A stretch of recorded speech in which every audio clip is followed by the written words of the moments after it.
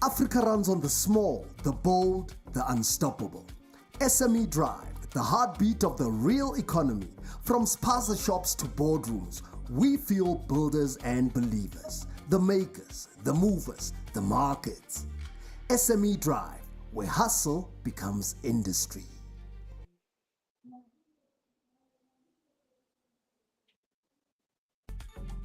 You're listening to Career Indaba Radio, the voice of Africa's labor market. Real voices, real change, real opportunity. If unemployment is a crisis, now what? We are moving from talk to action. Career Indaba Impact Week, the Boardroom Takeover. A 5-day live broadcast activation from 27 to 31 October 2025, 6 a.m. to 8 p.m. daily. Hosted by Career Indaba board members leading Africa's biggest conversations on employment, skills, youth empowerment, and inclusive growth. Bring a pledge, a placement, or a partnership. Catch us live on careerindaba.org and all our social media platforms. Career Indaba, the voice of Africa's labor market.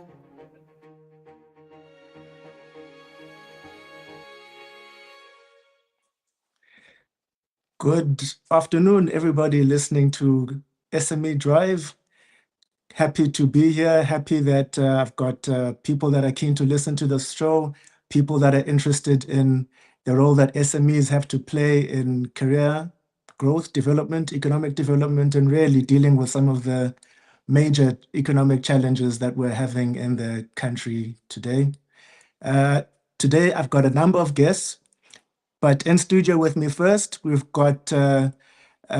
Marisane Mariri. He's a person that is well experienced in advising and assisting SMEs, as well as community development. I'm not going to describe everything that he does, because like all our guests, even though there's a title and there's everything, he'll introduce himself. Myself, I'm Phumlani Mfenyana. I am one of the board members at Career Indaba. I've worn many hats over the years. Currently, I'm working as an independent consultant, but my special interest has always been in socioeconomic development. I've worked in a number of positions in corporate, in education, government.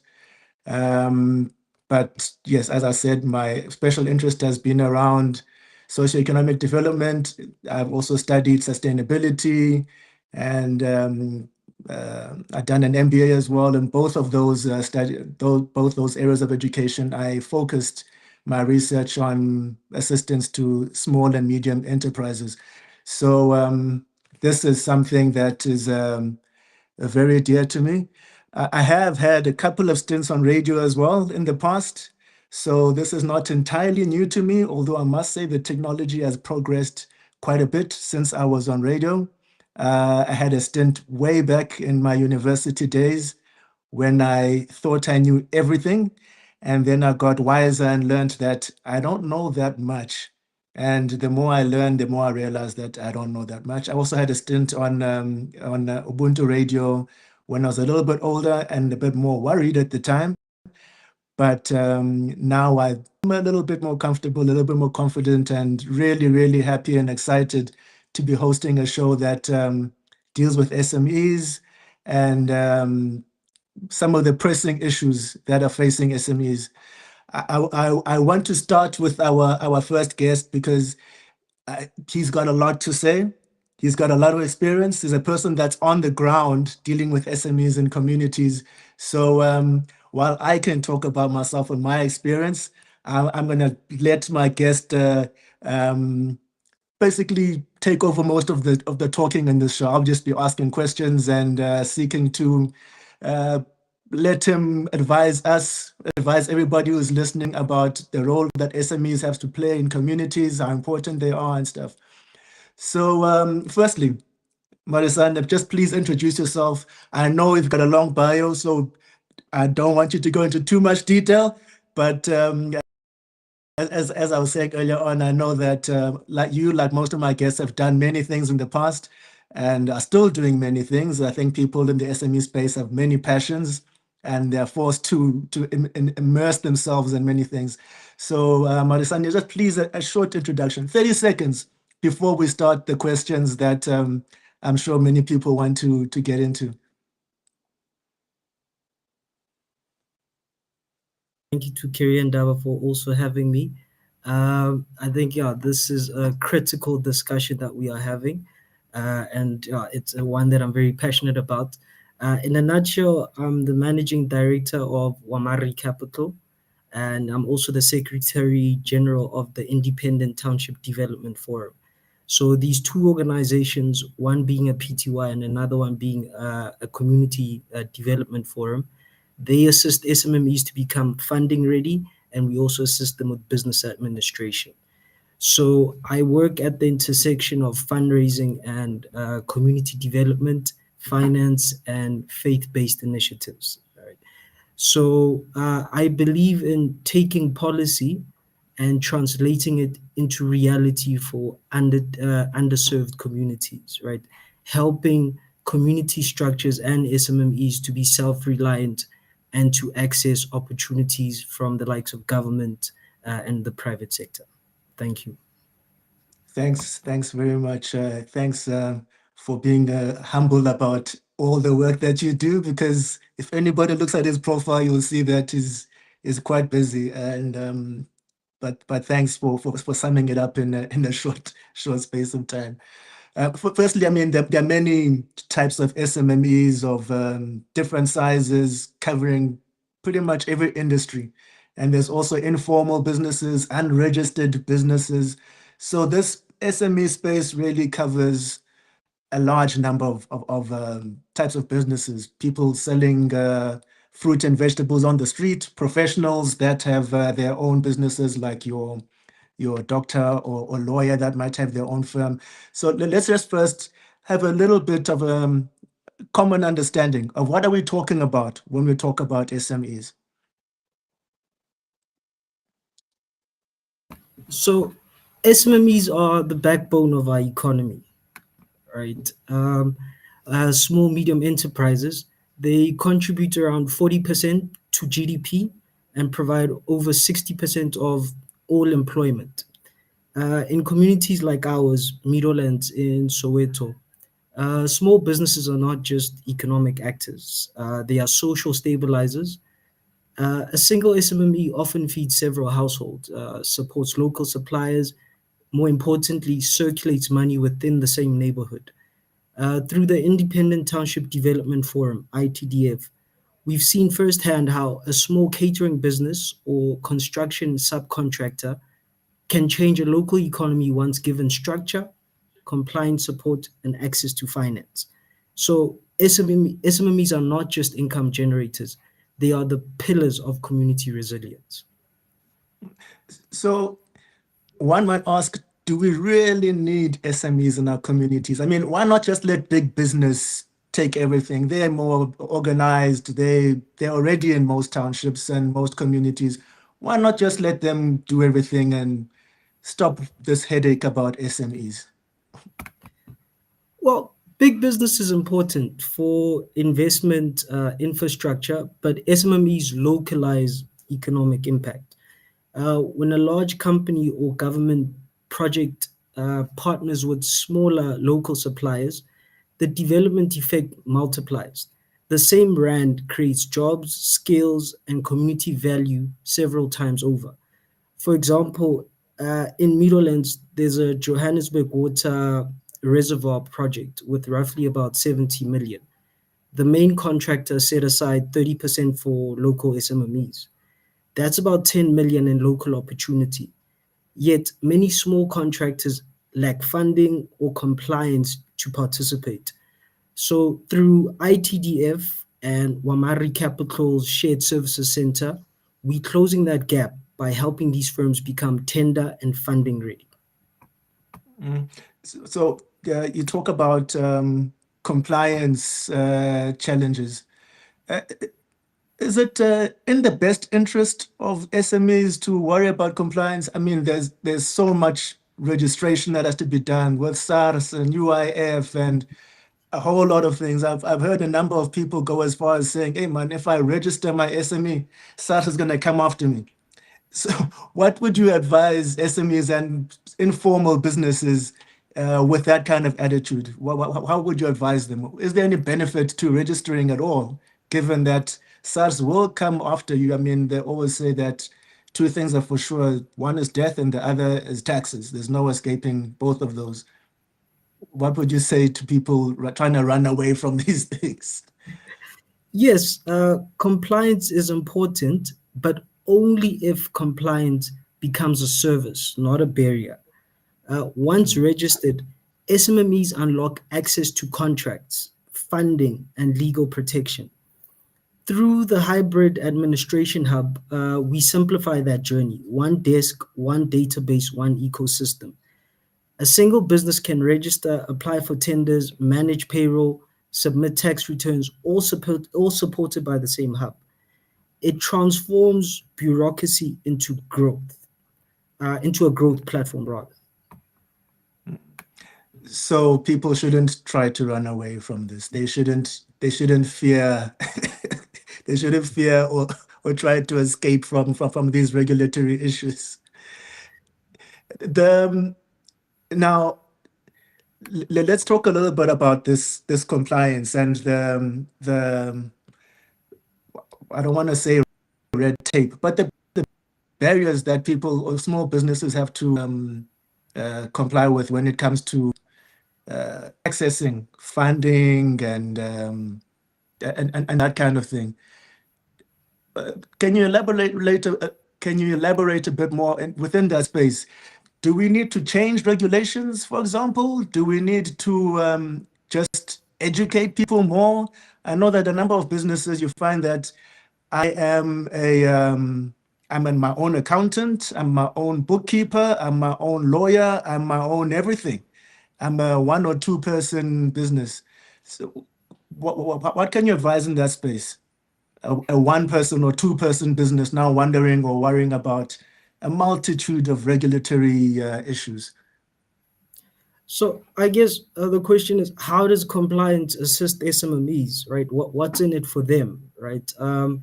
So compliance is a passport to opportunity, right? So once compliant, a business can apply for tenders, invoice financing, or micro PO funding. Take, for example, a small supplier in Meadowlands who needed 14,000 to fulfill a stationary order for a government department. Through ITDF's local office, we help prepare documents and refer them for purchase order funding via the likes of Spartan SMME Finance. They were paid, delivered on time, and built a track record. Small deal, big difference. That's why compliance matters. It converts potential into performance. So if we dig deeper into your question of a one-man show doing everything, that trend, if you look at big corporates, a lot of big corporates have moved away from that. And there's a model called the Shared Services Center, where through a shared services center, SMMEs or organizations can cut down on their administration cost by 70%. So it compliance is a passport to opportunity, but you also now need to centralize your administration through shared services centers. No, I think that's definitely something that should be explored more because, I mean, we already know that a person in the SME space, often they are driven by a particular passion or a skill, or sometimes just pure desperation and willingness of trying to survive. And in order to succeed, partnering with people that might have expertise in a particular area will ease the burden and improve their chances of not just compliance for compliance sake, but compliance for access and protection, as you already mentioned. So I'm really hoping that people are are more aware of these and perhaps directed to these so that they can become mainstream businesses. As I said also earlier on, the SME space is a lot. There's a lot of unregistered, unprotected businesses, just as I'm saying now, people trying to get by. So I think that is definitely something worth exploring. Maybe you can share a little bit more about the kind of services that are offered here, just for people to get a better picture of these shared services and how they can assist SMEs and how people can access these shared services. So it's the three key levers that stand out: shared services and administration hubs. So through Wamari's hybrid administration hub, we pool admin, compliance, and accounting services for SMMEs. This model reduces overhead costs, like I said, by up to 70% while keeping firms continuously compliant. Um, the second lever is micro PO and bridge finance. Many subcontractors are too small for traditional finance. So we collaborating with Spartan SME Finance on a tripartite facility model where funders finance subcontractors through main contractors, even for deals below 250,000. It's a proven method for de-risking delivery and accelerating payment cycles. The last lever is youth employment and digital integration. Each hub can host youth employment uh, service interns who manage admin and digital systems for SMMEs. That's not just job creation, it's building future administrators and finance professionals inside the township economy. So when we combine structure, funding, and skills, SMEs can deliver faster, create jobs, and restore confidence in public service delivery. No, that's great. I understand actually that you were saying that 60% of SMEs, 60% of businesses in South Africa are SMEs. I think that the UN puts the overall figure on number of SMEs to around 90% of all businesses are SMEs, and I think they suggest that SMEs contribute around 65% to GDPs of countries. So if we can get this right, it won't just be a charity of sorts. It will actually be joining the mainstream in the rest of the world in terms of the contribution that SMEs make. And we've probably got a bigger challenge in terms of unemployment than most countries.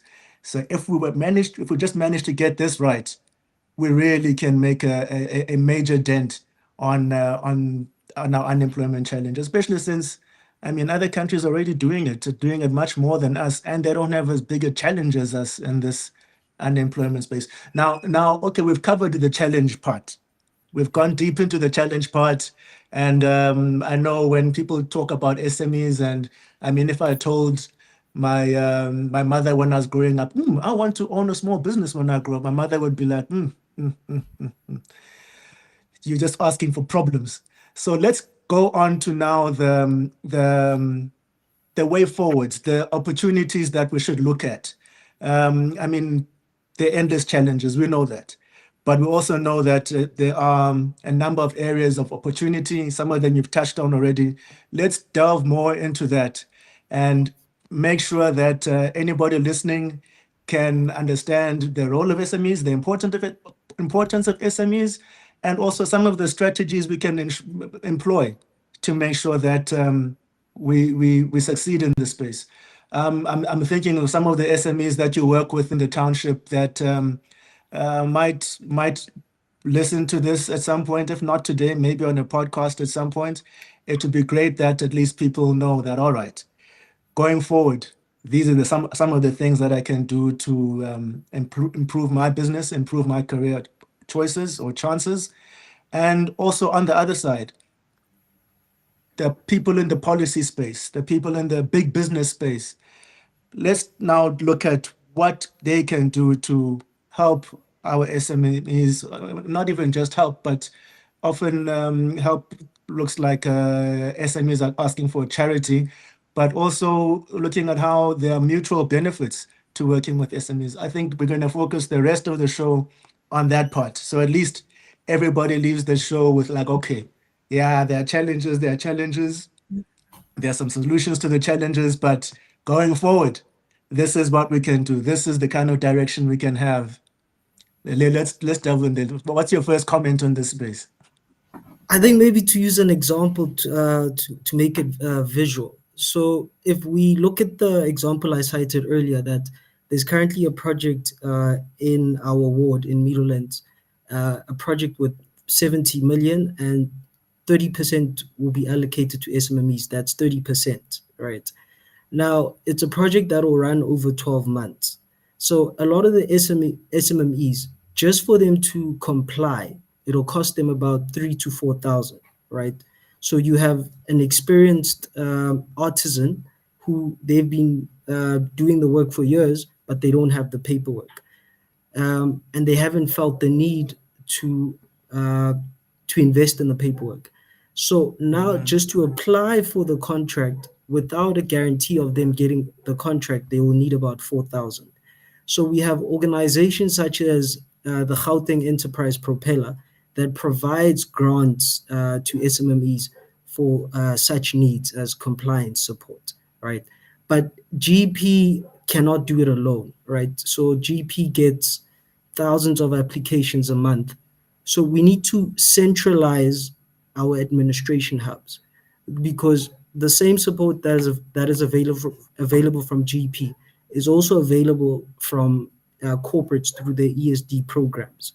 So instead of having these different development initiatives in silos, especially in underserved communities in townships and rural areas, we need to centralize these development services where we have ESD opportunities and government opportunities under one umbrella.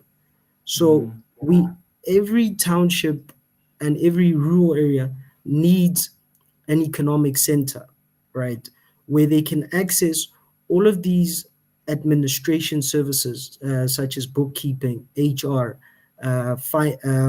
legal, all in one center. They get a grant in order for them to sort out their paperwork. Post that, they are now eligible to apply for a contract such as the Joburg Water contract. During the 12-month period, they will need to employ staff. So instead of them employing staff out of their profits, we can then use the YES program and get them to employ unemployed youth, which will then be paid for by the YES program. So if an SMME planned to spend 6,000, for instance, a month on an employee, through the YES program, that could be a cost saving for them, and that business could then take on that intern and have a cost saving while transferring skills and while we've created a job. So this project in our ward aims to appoint 10 subcontractors.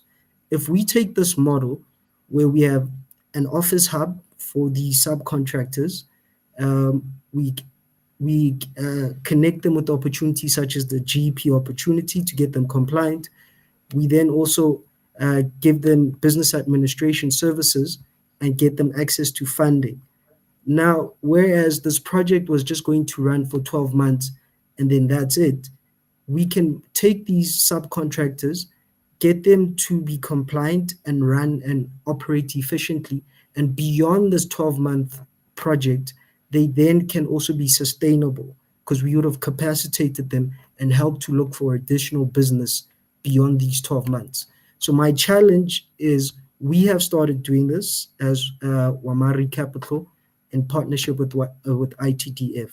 My challenge is, and my invite is, any partner that is looking for a central hub for development and for funding and for community engagement, we are ready to partner based on the example that I just gave. And I feel we can replicate that model in other scenarios, such as in mining towns. No, thanks. I'm loving this option, or not option, this demonstration that there's mutual benefit. It's not a charity. There's benefit from from the, well, benefit on both ways in terms of creating employment. Also, people partnering, they benefit as well. You get a service. It's not like just a handout. There's benefits all around here. And of course, our huge unemployment problem, we start attending to it without looking at it as a charity case, and also demonstrating that township businesses and things don't necessarily just cause problems. It's not a rowdy mess there on the side that we have to worry about. There's opportunity there. There's people with skills, and of course people with livelihoods. But in terms of benefits, there's people with skills and businesses that can be partnered with in order to basically deal with the problems that we have and have career choices that benefit both the person having the career and the ones providing the opportunities. So I think that's great. I didn't realize that we went almost the whole 30 minutes with no ad break, nothing. I hope the producers are not going to scold me for not even including one ad break. So I think we're going to be forced just to go to the top of the hour and have an ad break before the next show. And maybe just use the remaining 3 minutes of this 30-minute segment just to have any last comments and more encouragement, I suppose, and advice for people on both ends, people that are looking for careers or trying to make sure that their SMEs succeed, as well as those that are looking to partner or maybe have been scared to partner with SMEs in the past. Any final remarks before we go to the ad break and stuff? So South Africa doesn't lack entrepreneurs. It lacks infrastructure for entrepreneurship. When we fund the doers, not just the documents, we bridge policy and performance. Through collaboration between Wamari Capital, ITDF, and funders such as Spartan, we are building a replicable model. Fund subcontractors early, support main contractors with liquidity, provide shared administration for compliance, integrate youth into supply chains. That's how we move from potential to progress. One township, one project, and one business at a time. Thank you. Thank you. Thank you very much. Thank you very much for your time. I'm sure that we're going to be calling you again in the future. Thank you. Now we can go to the ad break now. Africa runs on the small, the bold, the unstoppable. SME Drive, the heartbeat of the real economy. From spaza shops to boardrooms, we fuel builders and believers, the makers, the movers, the markets. SME Drive, where hustle becomes industry. Future-proofing skills for economic growth. Career Indaba Expo and Bootcamp. 15th to 16th of May 2026 is Africa's boldest sector-aligned and solution-driven career development event designed to bridge the skills gap, unlock real unemployment pathways, and future-proof talent across over 20 industries. From the boardrooms of Sandton to the villages of rural South Africa, we are pulling the entire country into one decisive moment to tackle unemployment, close the skills gap, and future-proof our workforce.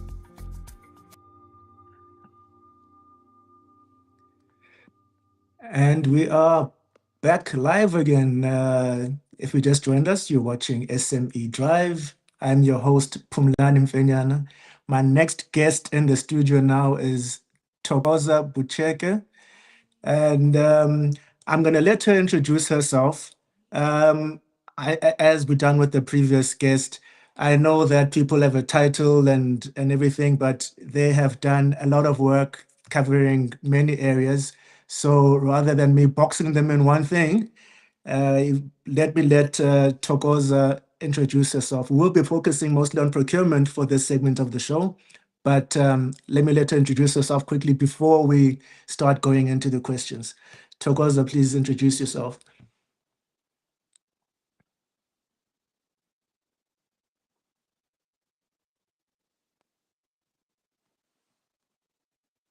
Are we having a technical challenge?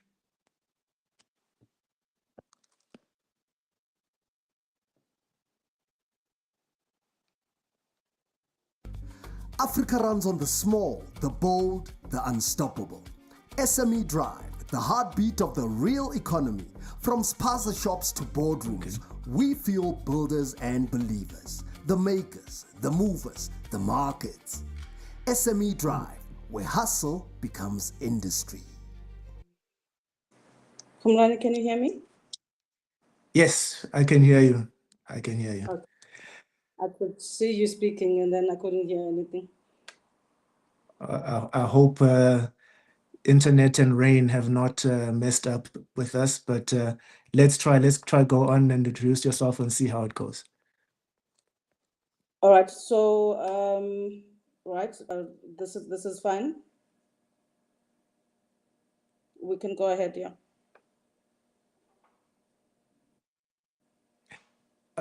Please just introduce yourself. Try to make it short because I know that everyone has a long CV, but just to make sure that we start in the questions, let's try and make a short introduction. Sure. Thanks for having me, Phumlani. So I'm Thokoza Bucheke. I'm a consultant. I'm a procurement strategic consultant. I assist businesses in creating efficiencies in their procurement policies, in their procurement processes, making it simple, compliant, and inclusive. I also assist businesses with their transformation policies. Obviously, we're in South Africa, so as gazetted, companies have to help out to diversify the supply base and diversify the market. I am in organizations, international organizations, heading up teams, implementing such strategies as well, contract management and supplier performance management. Okay, thank you very much, and thank you for not going into the whole history, because if anybody looks at your profile on LinkedIn and stuff, they'll realize that okay, there's a lot here. But thanks for that. At least people can understand the kind of guests that we've got on the show. Well, as I mentioned, we're going to focus mostly on procurement. Small businesses often find themselves in situations where they rely on procurement opportunities in order to run their businesses. Government tender systems has been the focus of many of those small businesses, but we're going to focus mostly on the private sector today. And maybe we should just start by advising people, what do we mean when we talk about procurement? Especially outside of government procurement processes. What do we mean by procurement and things like that of that nature? If you can just please share before we go into the details of the opportunities and challenges and things like that. Okay, sure. So procurement teams, procurement individuals are those teams that assist the business really to spend company money compliantly, efficiently, at the right price, with the right suppliers that are vetted, just to make sure that obviously the processes are fair and transparent and inclusive. So I get what you mean by tenders equating to government, but tender processes or RFP as it's known, sometimes it's request for solutions, is only a part of procurement. So as I said, there's an end-to-end process that lead to those tenders being done. Not every single thing that's being bought in a company will need a tender process, but absolutely the tender process is a big part of procurement. Okay, and then now for our SMEs, can you just advise them a little bit? Is there room for them to participate in the procurement processes of these large companies? We often hear that this company spent so many million or billion on a new system or a new that. And for most SMEs, we just see it on TV and we don't think that actually I could have participated there. Can you just allay the fears of SMEs that actually there is space here for small businesses to participate? It's not just a private club of some people over there. Well, we can only hope, but yes, there is. We can only hope that it's not a small club, but there is definitely room for suppliers. I encourage small suppliers, and I speak to them a lot. I do a lot of these talks to network, mostly to network, because private companies don't necessarily have a repository where you're going to register. Everything is paid for, let's say, on the subsystem or whatever system is being used to register a vendor. Therefore, vendors are registered on the system only when it's necessary. So I advise networking. I advise subcontracting for suppliers to just find out as well from the industries that they're interested in. Find out who the procurement person is. That's the person that's going to have the information on how to get on the system or what are the intervals thereof. Also, just to demystify, just because you're registered on a system doesn't mean that you're going to get business. So ask the real questions. What is the strategy for the year? What commodities are you looking to pursue for the year? And see if your business fits into there. And I'm sure I'm delving into other questions now, but to speak about, how to position yourself as well as a company. Okay. Yeah, let's talk about this positioning yourself. How can SMEs position themselves in making sure that they're ready for opportunities that might come up? Sure. So the first thing is you really need to know what your business is. So what you often find is that companies want to do everything. Obviously, trying to grow the business, trying to make money, but that ends up in failure mostly because then the quality of the work that's being done or the knowledge thereof. So know what your service is. What is your passion as the business? What are you actually selling? What industries do you work in? And then what are the regulations of that industry? So, for instance, in pharmaceutical, you could find a supplier that normally thrives in, let's say, FMCG, but the regulations of everything in pharmaceutical is totally different. So, I advise suppliers to know where their niche is, to know where they can thrive, and to be compliant to the regulations of that certain industry. The food industry will have different ones, hospitality will have different ones. Then you need to study your offering. You need to study your offering. You must know who your competition is. You must know what these companies desire. And also, lastly, don't be afraid to get into a joint venture with another company that is of like mind as yours. It's better to be, part of a whole than not have anything at all. So, and as I said before, there is opportunity. You need to speak to the right people in the business. Simple things that I've seen before, your company profile, it needs to be immaculate. It needs to speak to the needs of the business. So you can't be selling stationery and then doing consultation and doing branding at the same time. Like, just concentrate, especially when it's a small company, concentrate on your niche and then get partners and get relationships that will help you grow in that sense. And there's many platforms like enterprise development and supplier development programs as well. Yeah, no, I'm just catching that you say you can't be a master of everything, especially if you're a small business, which often happens in the tender space where someone is supplying pens one day and they are a catering company the next, and they cover pretty much everything that comes up. And So and that speaks to due diligence as well that's being done or not being done properly, which you will find mostly in government. So what suppliers find then difficult in private companies is that there's stringent rules, obviously, of how to get on the system, what do you participate in, what are the rules around that. But really, once you get around the hurdle and you've got all your documentations and your processes in place, and once you start doing work properly, you then get referred a lot in similar industries as well. Okay, let's talk a little bit about BE and corporate social investment aspects. Are they used? Are they a thing when it comes to procurement in private sector? People who do tenders and things, they will be familiar with BE scorecards and things like that. In the private sector, are those also a thing? Yes, it is. It is a thing. Not enough, but quite a lot of companies have transformation strategies now. Obviously, as I'm saying, every company that's operating in the Republic needs to be able to give back, to diversify their supply base.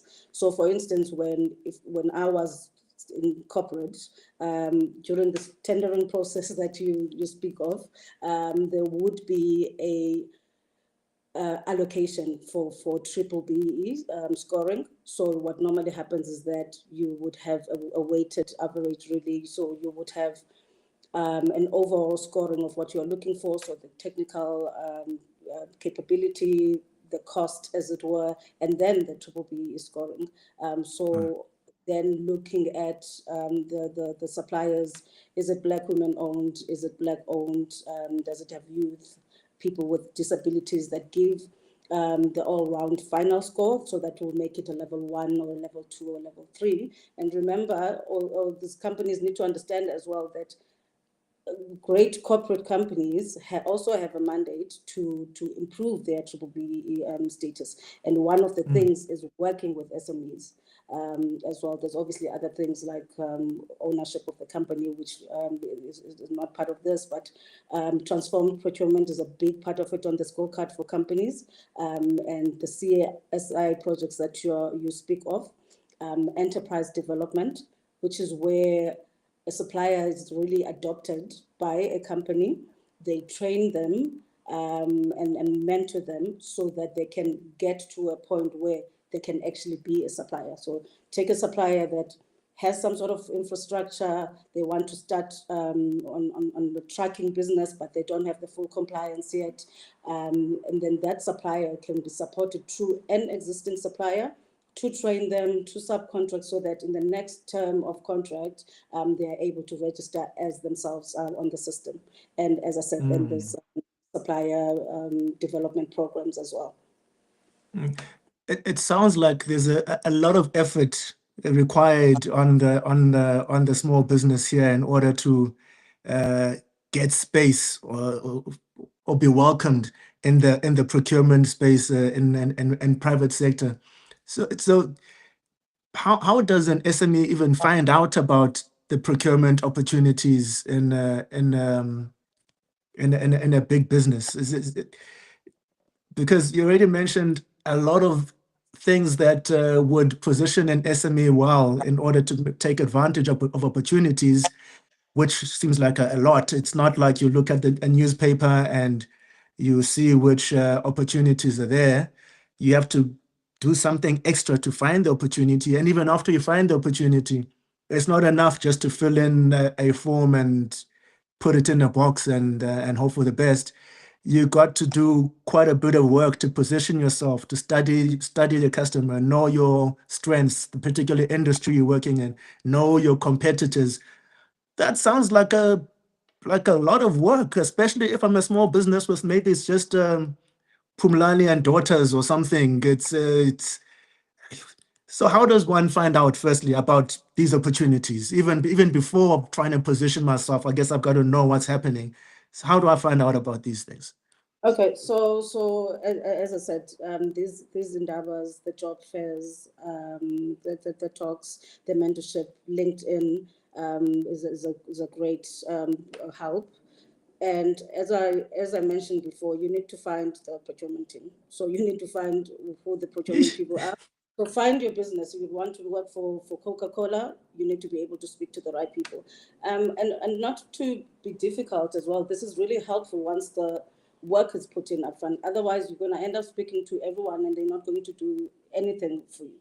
And as I said, every big business now has started as a small business before, you know. So that's why I'm saying once you know what you are selling, you will know which companies to sell to, or at least the industry. And so that's the first base. So it might sound like suppliers need to jump through a lot of hoops, but in private companies, remember that the risk is greater, reputational damage, the compliance then becomes obviously higher as well. But as I'm saying, not all is lost, because there are programs that say, you're not our supplier, or you're not qualifying yet, but there is a supplier that is big, that has been enjoying the benefits of our company, and therefore they need to mentor you and make sure that in a year's time, you are in a position where you can actually take a load and deliver it yourself. You are now compliant. You've got the financial support. There are programs like that as well, where small industries or small companies will get funding, grants or interest-free loans, or a company will physically allocate, personnel to go and do your business analysis, your balance sheet, or any help that is needed. But you have to know which companies are participating, and there's nothing else really that can be done more than finding out what that company strategy is and who the procurement team is, and that's the start. In the government tendering space, if you seek out people in procurement, you are generally breaking some laws there. In the private sector space, it's acceptable for me. Phumlani and Sons is now approaching the tender or procurement people at a particular company. That's not frowned upon. That is acceptable. That's acceptable. Remember, there's no insinuation of business when you want to find out. So your procurement person is the one that's going to know what the project plan is for the year in the different businesses. Because remember, procurement doesn't decide what is going to be bought. It's a support function or an enabler for the business to make sure that they're buying from the correct people. But then there's also a transformation strategy, which is owned by procurement, that will say, in this year, we're going to spend 60% on Black-owned, 100% Black-owned small companies, and that's, so that's not frowned upon at all. You're finding out information. What's frowned upon is everything that happens in government and in the private sector, the handshakes and those funny things. But finding out from procurement what the plan is for the year, and my business is consulting, or my business is selling furniture, you already know you need to be dealing with the facilities manager that will be directed by the procurement person. Are you going to be changing anything in your building this year? We're a Black-owned business that does corporate furniture, and that's totally acceptable. In fact, that is the correct way of doing it. Okay, all right. No, thanks very much for that. So there is room then for my small business, say manufacturing furniture, for example, to seek out companies. It's not, I mean, you'll see, and everybody has seen, there's a bunch of cases on TV that are going on with corruption and things. So when someone says, no, find the tender, the procurement people, the first reaction for some of us is like, yo, I don't want problems here. I don't want to get close to anything. So it's comforting to know that actually, if you're doing this openly, honestly, and you're not doing something underhanded, it's okay, and in fact encouraged for you to seek out opportunities. And I suppose it's trying to move away from this tender focus to more normal business practice. It's not an extra side thing.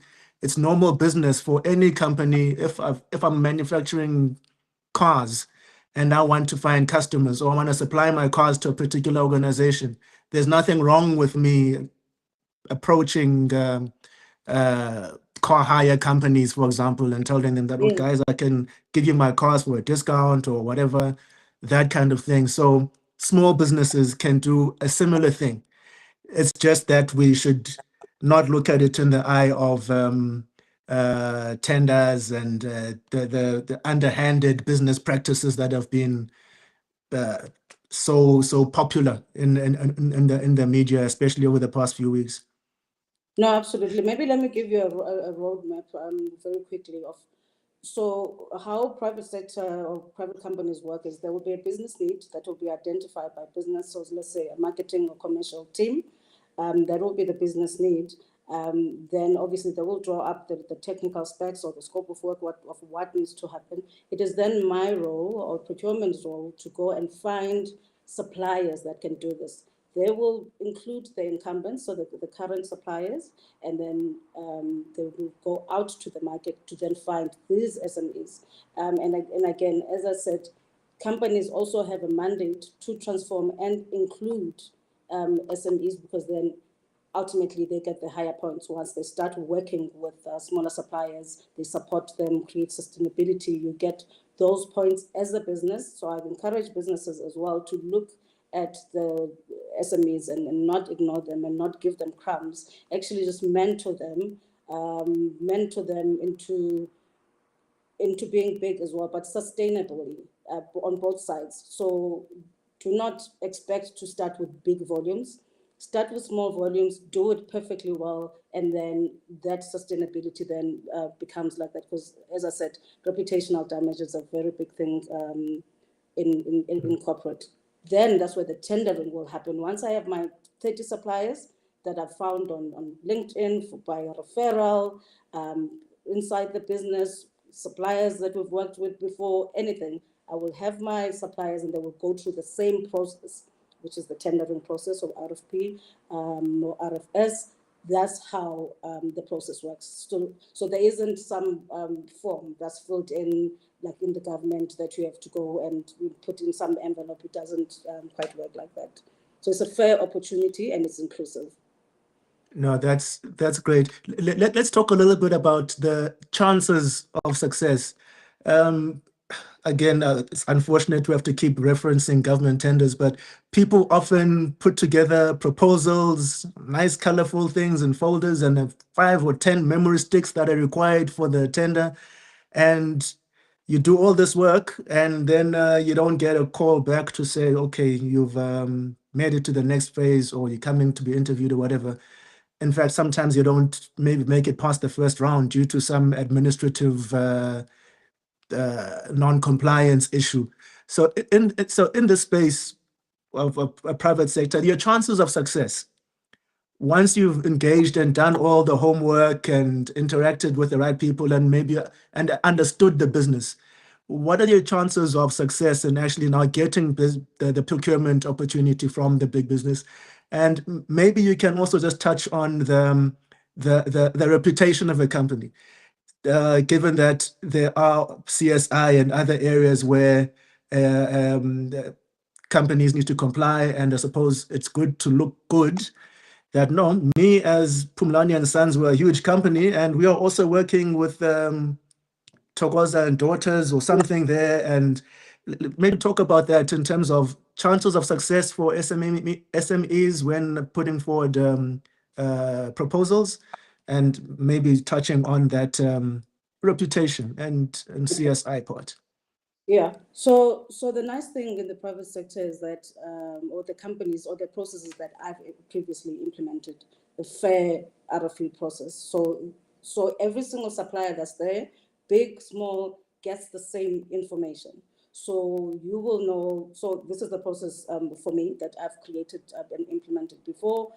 Take the scope of work. Upfront, tell the suppliers what they are going to be judged on or what their criteria is going to be. Like I said before, maybe I will say 30% will be your technical capabilities. That will include things like experience, that will the safety or whatever regulations. The second component will be your cost structure. So I don't like referring to it as price. But the cost structure, what do you have to offer? What value add are you offering? And then obviously the actual cost of the service.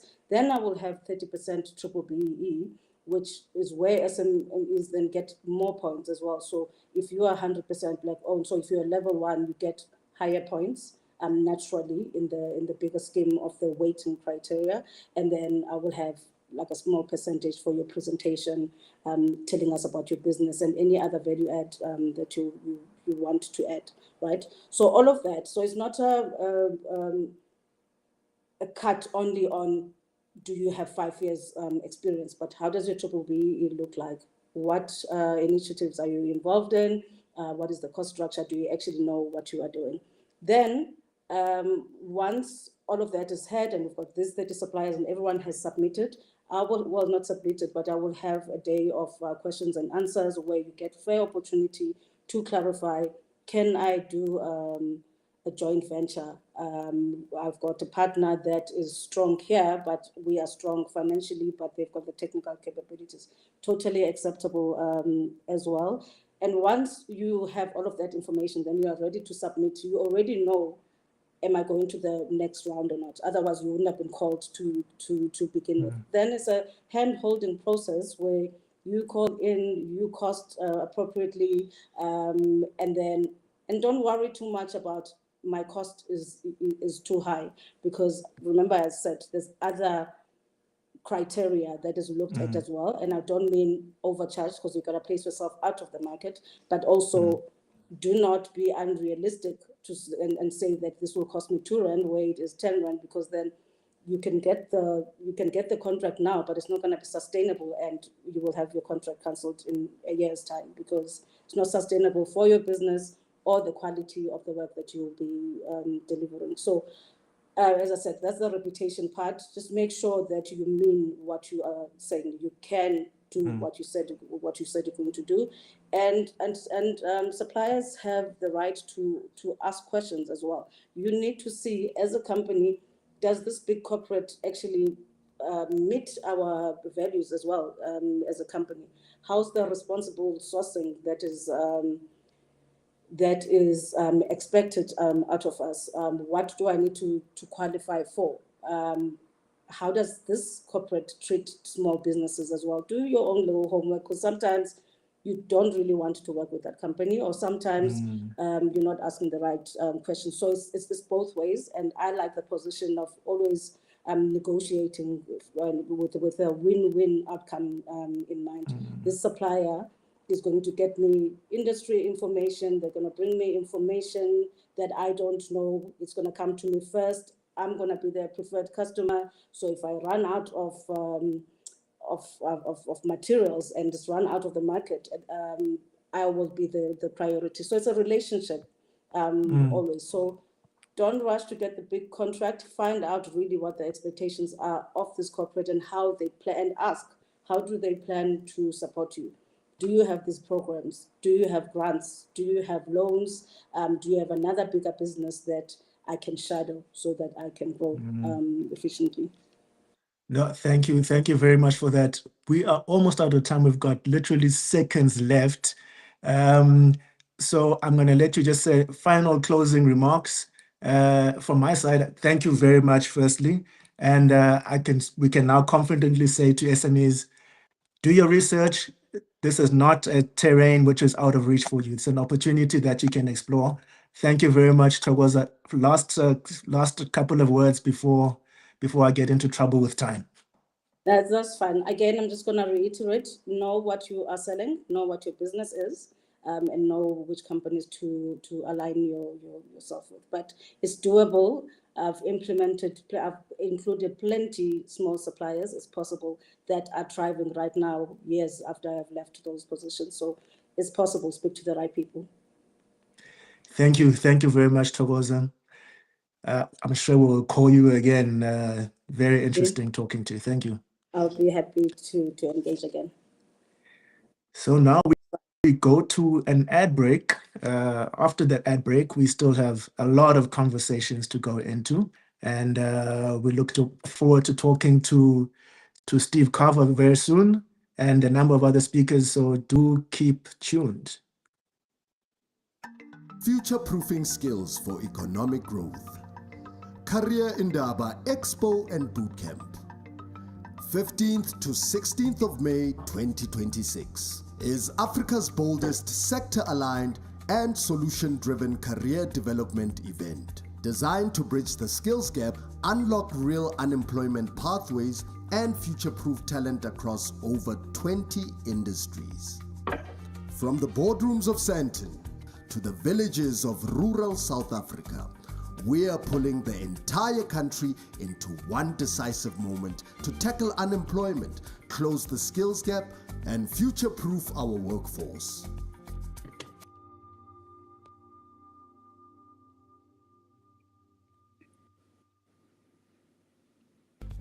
Africa runs on the small, the bold, the unstoppable. SME Drive, the heartbeat of the real economy. From spaza shops to boardrooms, we feel builders and believers, the makers, the movers, the markets. SME Drive, where hustle becomes industry. Good afternoon. Good afternoon, everybody. Good afternoon to listeners. Good afternoon, Steve. I am Phumlani Mfenyana, your host today for SME Drive on Career Indaba Radio. Thank you very much for listening. I am going to let Steve introduce himself like I've done with previous guests. I am not going to try and sum up the entire life's work. Steve has done a lot locally, internationally. So if we're going to go into a whole description, it will take the whole show. We're not going to do that. We're going to force Steve to just give a little 30-second introduction just to tell us a little bit about who he is so we know who we're talking to. And then we're going to go into the meat of our discussions. Thank you very much, Steve, for coming through. Just please introduce yourself. Thanks so much, Phumlani, and lovely to be with you on the show and all of your listeners. A huge honor, and it's I think something that I'm very aligned with. So very proud to be aligned with this. So my background has been in entrepreneurship my entire life. I think I'm unemployable actually, but I love the pixie dust and the mystery and the innovation of creating businesses and being enterprising. It's like cooking. I see it a form of artistry and creativity. Most of my life has been in education, but I teach a unique subject that doesn't get taught at school, and it very often doesn't get taught by academics, because I teach the hustle and bustle of how to make money. And I find that most parents want that more than any other subject. And entrepreneurs want that more than any other subject. And so that's been my life's work. Yeah, thanks very much, Steve. I like that. I think we've been a lot of us have been raised to be humble about our wants and needs. So if you said, when I grow up, I want to make money, people would have looked at you strangely, like, nah, this guy can't be serious. You can't make money just by saying, I want to make money. So maybe just share a little bit about this philosophy that I want to make money. I mean, from a livelihood point of view, but just internalizing that there's nothing wrong with saying, I really need to make money. Well, I think one of the things that we do is we think, maybe from a Christian belief, is we have to be very humble. But I think the art of value and creating value is very, very important, because I think one of the difficulties is many South Africans don't have intergenerational wealth. And so they try and make their children have a better life. And there is a hope in saying, I had it tough, but I've made a pathway for the next generation. And it's incredibly noble, but I think that's a part of that process. And so we work on what we call the 4 S's. And the 4 S's is we take families and individuals that are struggling. And when you're struggling, it's about stopping the leaking. It's about how do we do everything to manage just to get stable. And that takes a whole series of recipes to get there. And once you're stable, how do we make our enterprises successful and our families successful and ourselves successful? And then once you're successful, why not go for it? Why not say, I actually want to be significant and create intergenerational wealth. I want to be able to live a legacy. And each one of those stages takes a very different set of skills and muscles that you need to build to do that.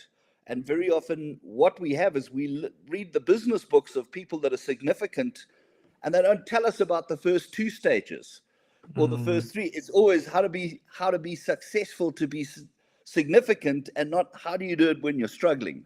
What if there's no money? What if we're really down in the dumps? And so I think we need a broader stream of knowledge and sharing and conversations and stories that look under the cover. And, you know, I was just listening at the end, and you were talking about, you know, small, and in your advertising, you know, if we go back 20 years, every single one of the most significant businesses in the world started in the back of a garage and were tiny and were struggling. And it's not the 100-year Dutch East India Company anymore. You know, innovation and technology and AI, it might not be 20 years anymore. It might be 5. And so maybe 5 years is, you know, how do we take a small business to be a significant business? Okay. On that change in the business environment, there's been a significant hype around green businesses and sustainable businesses, especially over the past few years. Can you just briefly explain to us about this green business and sustainable business? Are they the same thing, first of all? And is this something that we should be looking at as small businesses? I think so, because I think what we've got a lot of businesses that are actually extractionist, and we don't see the real cost of those businesses. So they declare dividends, but we have destroyed rivers. You know, when you look at mining, very often the raw materials leave the continent of Africa and are processed elsewhere.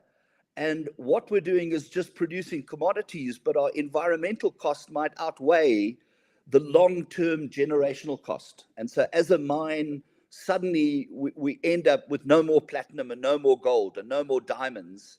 And we're suddenly left, and we realize, wow, the cost is we can't even pay to clean up afterwards. So the concept of business as a force for good, I think, is very important. And I think consumers are changing, and I think the ideologies are changing. And as we learn in business to do better business, we're suddenly realizing that water is a business, clean air is a business, energy is a business. And when we look at, you know, food, water, and shelter are the most important things for us, but so now too is education and data, logistics, mobility. And so when we look at the things that we value the most, we need to do those where it is regenerative and is not going to cost your children's children the real price tag. And so I think, you know, when we're seeing economy and economics, everything was GDP over everything else. And I think we're learning now globally that actually we've only got one planet and it's burning. And we have to look more responsible, or be more responsible about how we generate our businesses and how we generate wealth, that it is not taking from the next generation. And so when you see how badly we have our waste, our pollution, our rivers aren't clean, that's not a legacy for great business. It's a legacy for extractionist or poor business. And it's not what the youth are accepting globally anymore. They're actually going, no, you know, don't hand us this thing. We want you to actually be responsible. And I think really good entrepreneurs are realizing this is an opportunity to thrive. You know, as we're seeing the failure of coal and the transition, we're suddenly starting to realize, well, hold on, I could be an energy entrepreneur. I could be a water entrepreneur. I can be a food entrepreneur. I can be a shelter entrepreneur. I can be a data. I can be a learning entrepreneur. So in our crisis lies our opportunities. Yeah, maybe a bit more on that, on the various options or spaces that entrepreneurs can now participate in this green or sustainable business. Can you tell us a bit more about how SMEs can, I don't want to say jump on the bandwagon as such, but identify existing opportunities or take advantage of new opportunities in the sustainability space? How can SMEs get involved then? So I think the miracle is really happening where we thought that government needed to solve all of our issues. And I think, you know, there's been this thing of let's look up to government to solve everything. And what's happening is we're now starting to see positive deviance in slums and in townships, picking up waste and turning it into a business. And they're not waiting for government anymore. We're realizing that jobs are not there. Our CVs don't work on their own. And we need to create livelihoods. And so these positive deviants in the poorest communities, there's guys with Cavelli shoes on, there's iPhones, and they're cracking it themselves. And so this is not a miracle. It's about ordinary South Africans that are realizing if there aren't jobs, I've got to create a livelihood and I've got to create something. And they're actually already doing it. They're not waiting. And so I think this is a very, very exciting space when you start to see waste pickers that realize if I pick up waste and make pocket money, just pocket money, I can raise enough to then have a solar debulker if I work with a group, and that debulker adds to what we're doing. And we're seeing this in all of these different areas. We're seeing amazing innovation and amazing human spirit happening in these places that you think, no, this is hopeless. But amazing South Africans are doing it. And we're starting to realize maybe our gold is gone, but there are diamonds on the soles of our shoes. And the diamonds are people, and mainly women in this country. Let's not forget, we've got amazing women that maybe don't have the same choice, and they have to create a livelihood. And so they start to farm, or they start to bake biscuits, or they start to do these things. And what we've got to do is not give them the laws and the barriers and the complication. We've got to open and take away the barriers and say, let's go. Let's move it. Let's start, because our informal economy is alive and well and king. We see examples every day. There are really great examples of very small and very humble entrepreneurs, but just by starting, the seed is born. Let's talk a little bit about the role that communities have in this space. You spoke about these deviants. I'm going to use that terminology that you used just now as well, about the positive impact that they're having, or basically taking advantage of some of the opportunities in their communities. What about the communities themselves? What kind of role would you say exists or is already taking place? So I think one of the things that we're born up is communities are made up of families, and families want the best for their children. And I think what we're now seeing is we're seeing a shift. And the shift that we see is they're no longer saying you need to be a lawyer or a doctor or get a good job, because it ain't happening. And so the narrative in communities is changing to be, get off the sofa, get out and volunteer, because life is ticking by fast.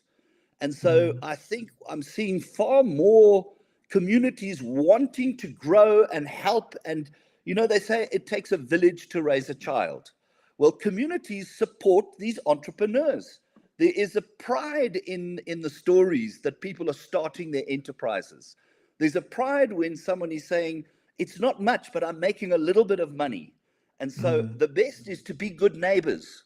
And so how do we all support each other and not support the big brands that are out there, because the money leaves the continent? What we've really got to be doing is going, guys, invest in ourselves and invest in our communities, brick by brick, entrepreneur, because that's really building the foundation of wealth in our country.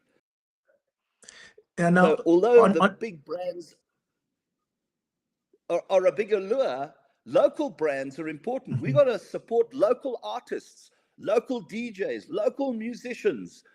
All of this is about being a good citizen at the end of the day, because proudly South African is proudly South African.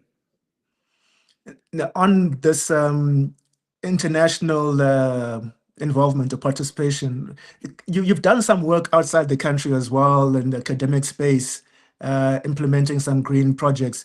Can you share a little bit about some of the similarities that you found in your work that can be applied in the South African case, especially around this green space? Sure. So we started in education, and what we realized is most education, and this sounds terrible, but when you are in an education system where your principals beg and pray every day, you actually learn to wait for someone else to solve your problems. And so 12 years in an educational system, and we call it the invisible curriculum. And the invisible curriculum is, it's not what you learn in the book, it's the soup and the community and the culture you're in. So if you are begging for politicians to save the day, you are going to be like that, and you will constantly vote for revolution. And so in Latin America, there was a very interesting amount of research, 28,000 schools, and they looked at the alumni, and they realized 93% of every child that had been through that education system would never make more than $1 a day. And out of the 7 kids that did, 6 of them would do it by political revolution and not wealth creation. And so you suddenly realize, wow, we have the real elephant in the room is school teachers are saying, oh, it's dangerous out there. It's difficult. It's not dangerous and it's not difficult to make money. It's something that all of us need to start supporting each other with, because it's not this terrible thing. It's actually something that is an exciting game. It's adventurous. Business is alive with challenges, risk-taking, all of these things. And, what's the worst that happens is we fail, but countries that have that failure and then they get up again are the ones that are successful. And so we've got to be able to say, how do we incubate and generate each other and escalate each other's businesses and give it a go? There's this fear, and I hear this word about fear is it's false expectations appearing real. We don't have the autograph of the Tokolosh because, you know what I mean? It's in our head. And so we've got to start to realize, guys, let's build our confidence. We wait in Africa for the world's best practice, but actually we've got the best practitioners. We've got some of the best entrepreneurs. We've got incredible people. We're just not celebrating them well enough. And so around the world, we've learned in farming and agriculture and education that you can make money and we can do well, but it's not by following the rules that we're taught. It's by disruption. And so we've got to look at how do we really come up with our own recipes and our own approaches and start small and grow big. It's a muscle. And I often look at Kung Fu or karate. You start with a white belt, and many years later, you get a black belt and a 7th Dan.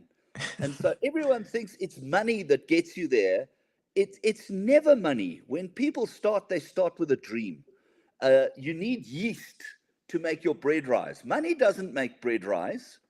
It's yeast, and you are the yeast. We are the yeast. When you're an artist and you start a play, no one asks about the HR policy and the leave policy. When you start on a dream, and it is about having faith and a belief. And I often see this is the believers create the reality. When people have this thing of seeing is believing, they're basically saying, show me first and then I'll believe. We've got to build the faith in our children and the faith in each other first, and then we create the champions. You don't be a champion and then I'll have faith in you. So, this concept around how do we be enterprising is we've all got it. It's not a kind of a strange thing that you've got to get an MBA for this. This is just being enterprising. It's wake up and that's it. It's so not complicated. It's not an academic exercise. And maybe let's go back to the formula you had, you shared with us when it comes to how to make money. A lot of us, as you already mentioned, are stuck on fear. Yeah, we're very scared to try and fail, and it doesn't help to always hear statistics of how many small businesses fail. So fear is stuck. Next to that fear is I don't have money to start a business. I hear that every day. And you don't need money to start a business. It is start and the money comes. If you sit paralyzed, the money's never going to come. And so it is about dreaming. It is about what we call positive visioning. Is every entrepreneur has to lie a little bit in the beginning and get their best friend involved. And they do. Hey, we've got a bunch of commissions happening right now. We don't need that. You know, they do. You have to go, imagine if we could do this. And, you know, we've got a gap in the market here. How do we solve it? And you start tiny. You don't need to start fancy. You know, all of life and all of nature starts small. Nothing is big automatically. And so allow that the growth pain and the muscle, when it's cheap to fail, is the easiest place to learn. Learning when you've got all of the money is the most difficult place to learn. And we put ourselves in those positions. So, you know, it's much better to start small and learn and listen and get as much information as you can and test everything when it's small before you loan money and before you get your parents and your friends to invest in you. Start really, really small, because that's where you start to understand what are the basics and the principles of your business. And we're always told you need money. You know, tell any artist that. Tell all of the best DJs. Every song came from fun. Every script, every story. You know, it wasn't give me the money and then I'm going to come up with a #1 hit. We've got it in us. You know, that's the interesting thing. And some of us are not talented in music, but we're talented in hustling. We're talented in finding problems and solving them. We're talented in care. You know, we've got gogos in the love economy that do so many things for families, and they're not rewarded. They turn it into a small business, and those grow. The more trust we have with one another, and the more open we are to learn with one another, that's really what starts these enterprises. And the more we're prepared to take a risk, because life hits you at point blank range. Every day of being unemployed is a day gone. Wake up and learn and say, let's try something. What have I got to lose? Let's try hustle here. Let's try do this. Let's try do that. Let's think of things. Let's work together. You know, and many won't work, but that's life. That's okay. Because you don't know which ones are going to work, where people suddenly celebrate and say, right, let's go for this. Okay, no, I get you. There's also an element of what they say, fake it until you make it, because you got to get in. Yeah. I think one of the dangers is that we live in a world where there is an AI revolution happening. We've got data, we've got all of these things. And I think it is an incredible amplifier for so many people. But I think what we do is we have to unlearn as a nation some of our practices, because we have massive inefficiencies in youth and livelihoods and opportunities. And we're seeing in dating apps and technology is looking at how do we build HR Tinder? Do you know what you're naturally blessed with? You've got God-given skills, and we put you in the wrong learnership, and you're doing the wrong things that give you massive stress. You procrastinate. You've got this imposter syndrome. You're sitting in an outbound call center, and you're actually an innovator. So the more you invest in yourself and understand yourself, the better equipped you are for the long run. And so what we find is many people don't know their natural strengths, their natural talents. They don't know their big weaknesses. And so the more we can understand ourselves, the more we invest in that learning in our God-given strengths and talents, the better we're going to do in the long run. And so I think we've got to use technology, and we've got to use gamification and fun to really realize that some people are going to be brilliant farmers. Some people are going to be the best hairdressers in the world. Some are tourism operators. Some are logistics geniuses. They just don't know it yet. Talking about farming, I had a whole long list of questions I was going to ask, but I realized now we've got like 5 minutes left, and maybe my box of questions that I'd set up it doesn't seem as critical anymore, given what you were sharing about. Rather try it. You don't have to be in a particular box. The important thing is to understand yourself, understand your strengths, and look out for opportunities or create opportunities that are going to play to your best strengths. Now, you spoke just briefly about agriculture, especially agriculture in maybe the townships or areas where traditional agricultural farming, it just doesn't seem to work. Since we've got 4 minutes left, I figured let's just talk a little bit about agriculture and look at opportunities. I know you've done work in this area as well. Maybe share a little bit about things that people can take advantage of in their communities and make those into businesses, rather than always either going to government or asking someone for assistance or a job or money. Maybe just touch a little bit about agricultural opportunities in untraditional or less traditional spaces. Sure. So I think, we're doing a lot of work around how do we create dignified livelihoods. And in one community that we're working in, they're a Zama community. We work with seeds, and if you are eating, you're in agriculture. Let's just get it right. Anytime you have an apple, there are seeds inside that apple. Every banana, there's things in there. Is learn to collect some seeds and plant them. Plant them in a Chibuku bottle, plant them in anything, but plant them, because that creates trees, and it takes a while for nature to work. So, when was the best time to plant a tree? Was 20 years ago. So when's the best time to plant anything? Was yesterday for all of us. And you don't need money for that, because it's actually everywhere. And it's interesting because instead of selling the product, we've got to get people to make products that are unique. This is a Zama chili sauce made by gold miners. There's got to be gold dust in here. But all of a sudden, they've taken a problem. They grow chilies, they grow organic vegetables, they turn it into a Zama chili sauce, and we've now got an export tourist item that is now catalyzing not just agriculture, but it's catalyzing tourism, it's catalyzing export, and that's in the most humble communities. No, thanks very much for that, Steve. Maybe if we, I think we've got 2 minutes left.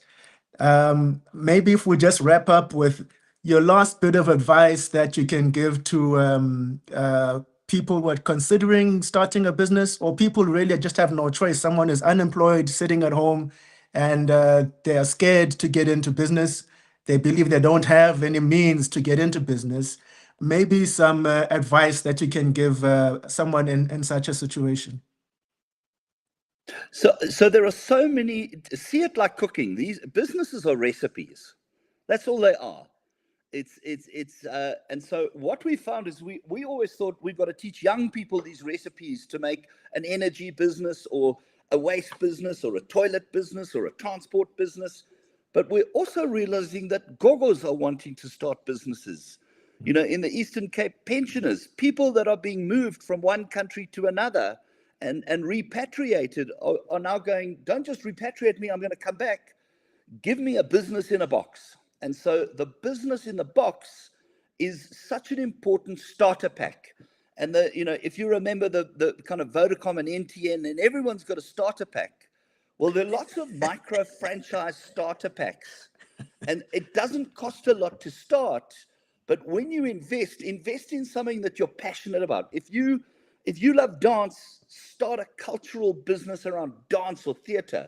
If you love food, get into cooking. Find where your passions are that you don't think learning is going to be a bind. It's every cent that you've got. You're going to go, I'm going to put my data, I'll use data, and I'm going to YouTube the hell out of this because I want to learn it like crazy, because it's my passion and my dream. And then find friends. You've got to make it sticky, because doing it on your own is not. And the word entrepreneurship is the wrong word, because it's really about the spirit of enterprise. We all think that you've got to be the Elon Musk or the Richard Branson, but actually most businesses are team sports, not individual sports. You know, you need your friends around you. And that's the best way, because it's a journey. So my best advice is find out what you really care about and your natural strengths are, and then find friends, the least talented best friend in that. Because every band is the least talented best friend who's running and managing the band. Do you know what I mean? Not everyone's the artist. And so it's really around, use the people around you, use your family, use everyone that you've got, and create the hope and the yeast into saying, let's do it. Because there's nothing to lose. At the end of the day, there's actually nothing to lose. Not doing something is a bigger risk. Thank you. Thank you very much on that note, Steve. It's been a real pleasure having you on the show. I've learned so much. I'm sure listeners have learned a lot. Those that were sitting on the fence, I'm sure they are now at least jumping to the right side of the fence. Thank you. Thank you very much. I'm sure we will definitely call you again to impart your knowledge and assist our listeners in their next journeys. Thank you very much. Thank you so much. We're on the mission with you. You can, and you can grow. So let's Africa go runs to on an the ad small, break. the bold, the unstoppable.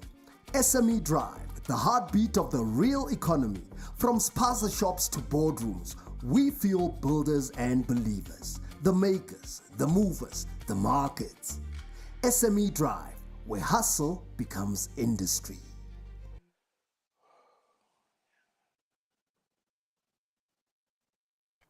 If unemployment is a crisis, now what? We are moving from talk to action. Career Indaba Impact Week, the Boardroom Takeover, a 5-day live broadcast activation from 27 to 31 October 2025, 6 a.m. to 8 p.m. daily. Hosted by Career Indaba board members leading Africa's biggest conversations on employment, skills, youth empowerment, and inclusive growth. Bring a pledge, a placement, or a partnership. Catch us live on careerindaba.org and all our social media platforms. Career Indaba, the voice of Africa's labor market.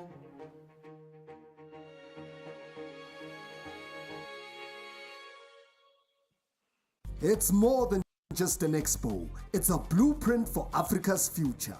The Career Indaba Expo and Bootcamp 2026, 15th to 16th May, Sandton Convention Center, 5,000 delegates, 100 exhibitors, 20 bootcamps. Career Indaba, where skills meet opportunities.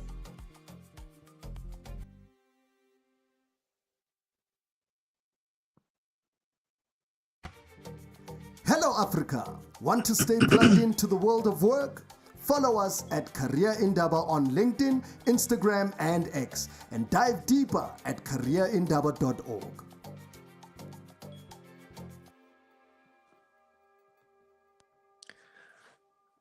All right, we are back. I am your host for the day. I'm Phumlani Mfenyana. You are listening to SME Drive on careerindaba.org.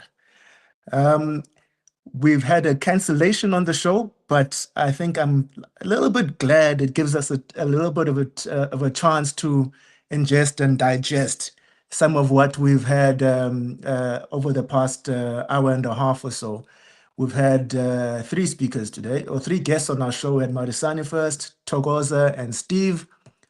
And maybe we'll just use this next bit of time to go through some of what they shared and ensure that we understand it, we appreciate it, and we'll be even more ready for our next guest. Our next guests are going to be Simon White, and then we're going to have Machaka Mosahana as well. They are both guests that are well-versed in their entrepreneurship space, so we look forward to that. If you've got questions, please do send them in. You can send your questions in whether you're watching on X, on YouTube, on LinkedIn. I suppose being someone who's been keen on the job market, LinkedIn seems to be my go-to place, but it's very appreciated as well if you're sending in your questions or comments from YouTube or X. just going into a little bit about what Marisana shared. Marisana is, as he explained to us, he's based in Middlelands in Soweto. So he's one of those people who are on the ground working with various SMEs. He's formalized the work that he's doing with his own company. He partners with a couple of other companies as well. What I liked a lot about what he shared is opportunities to make life a little bit easier for SMEs, especially those SMEs which is just one or two people, which don't have all the skills that you might need to have a successful company. Yes, of course, you can have a successful company even if it's just you and your kids or your friends. But the ideal, of course, is to have your accountants, for example, people that are going to be able to help you do your SARS taxes and things like that. You might need legal assistance on various areas. So Marisana shared a little bit about what they do in terms of having an administrative arm that assists SMEs with that kind of work. So if I've got my own business, I can seek out their assistance, and they are able to assist me with that element of the administrative part, which I may not be very good at. We know that a lot of SMEs are mainly people who have a particular skill or a passion for a certain thing. Maybe I'm a DJ, but I'm not an accountant. I'm not a tax professional. Then I can end up in trouble because I didn't know how to do my taxes, or I figured it might be better just for me to run away from SARS.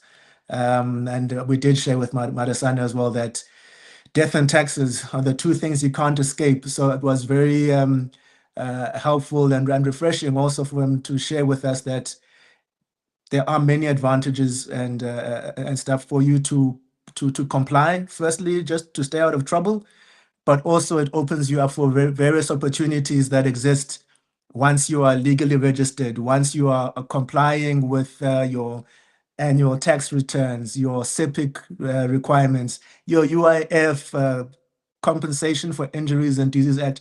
There are a lot of compliance issues that whether you're a small business or a large business, you have to comply with.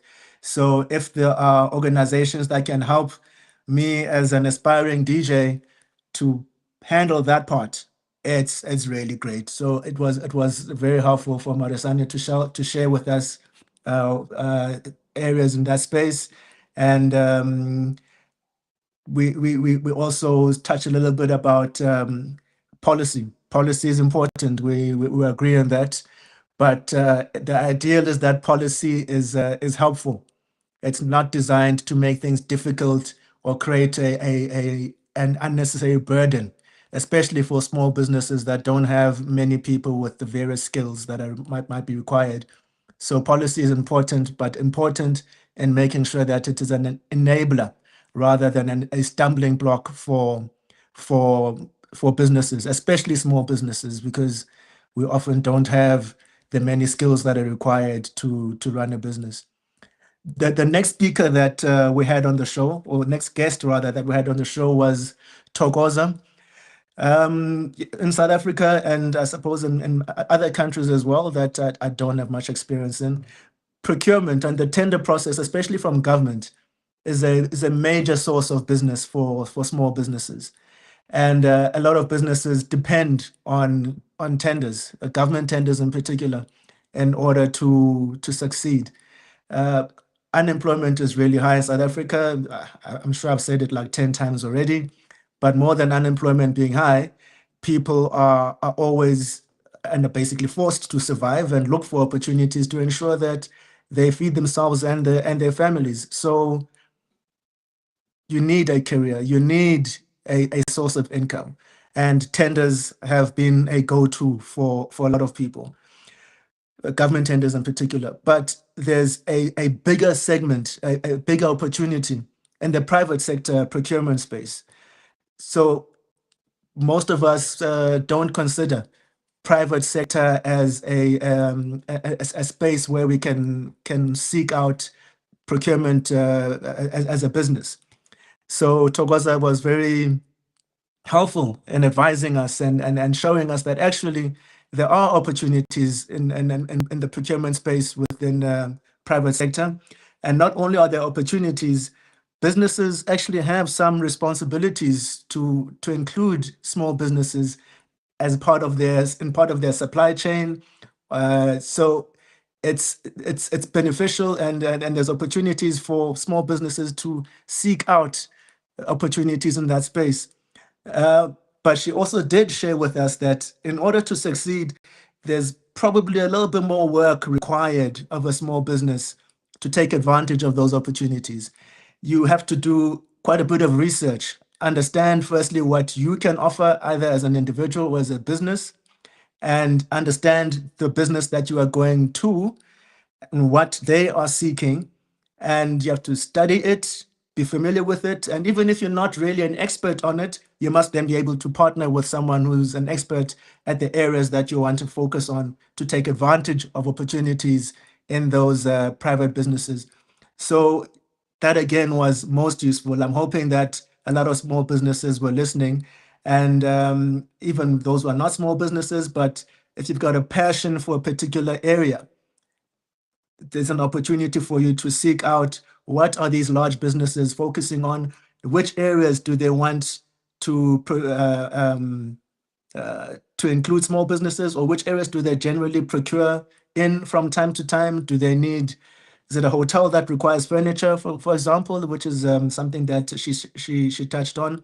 If you're a furniture maker, you might want to seek out a hotel and offer your services. If they are looking for new furniture, then they might be able to consider you and your business for supplying them with furniture. Thokoza also shared with us that there's nothing wrong in seeking out the procurement units or sections within private sector organizations. Yes, in the government space, you generally keep away from the procurement specialists. You don't want to interfere with the procurement space in government. We've seen a lot of cases over the past few weeks in South Africa, in particular, around corruption within procurement or corruption in general. But in the tenders, in the procurement space, in the private sector, it's important and worth it for you to seek out the professionals within that space, share with them what you are doing, the kind of offering that you have, and ready yourself for being able to take advantage of what is there. So it's definitely something that that we can explore in that space. Then we also spoke to Steve just now. Very refreshing and encouraging discussions there that Steve shared with us. Really, the point or the primary area that I wanted to focus was sustainable business, and we did touch on that. But I think the vast majority of the conversation was around really encouraging people just to get involved in business. Put aside the fear a bit and just participate in business. Know your offering, know what your strengths are. I suppose similar to what Thokoza was saying in the procurement space. You got to know yourself, know what you can offer, and just get to doing it. And I think that's where Steve directed us a lot. That's the kind of encouragement. Here, if you seek him out on LinkedIn, you'll get to understand a bit more about the vast areas of business that he's been involved in. And I think after that, people who might have been sitting on the fence might be in a better position to decide what kind of business they go into, or if they go into business at all. So those are the three speakers we've had so far. We're going to take a short commercial break again, and then we'll get ready for our next speakers. As I shared earlier on, we're going to talk to Simon and Machaka. Both of them have got a lot of experience in the entrepreneurship space, both in terms of teaching and starting their own businesses. So don't miss out on those discussions. I'll be back in a minute or so, and we can continue the show. Thanks a lot for listening. I'll be right back. Africa runs on the small, the bold, the unstoppable. SME Drive, the heartbeat of the real economy. From spaza shops to boardrooms, we fuel builders and believers, the makers, the movers, the markets. SME Drive, where hustle becomes industry. Hello Africa! Want to stay plugged into the world of work? Follow us at Career Indaba on LinkedIn, Instagram and X, and dive deeper at careerindaba.org.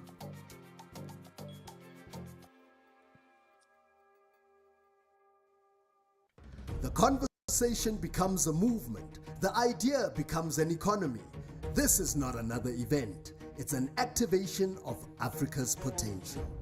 The Career Indaba Expo and Bootcamp 2026, where 5,000 delegates, 100 exhibitors, and 20 bootcamp zones collide to create the future of work. From youth innovators to corporate pioneers, from township traders to global brands, every voice counts. 2 days, one goal. Aligning Africa's skills with its opportunities. Career Indaba Expo and Bootcamp 2026. 15th to 16th May, Sandton Convention Center, where skills meet, where Africa works.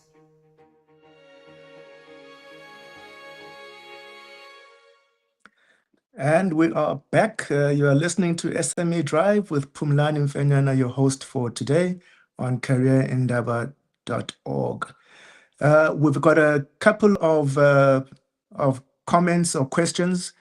I'm not going to pretend to be an expert, even though I am passionate about SMEs and I've studied and all, but I think I mentioned earlier on, the more I study, the more I get engaged and show my interest in the space, the more I realize that actually I don't know so much.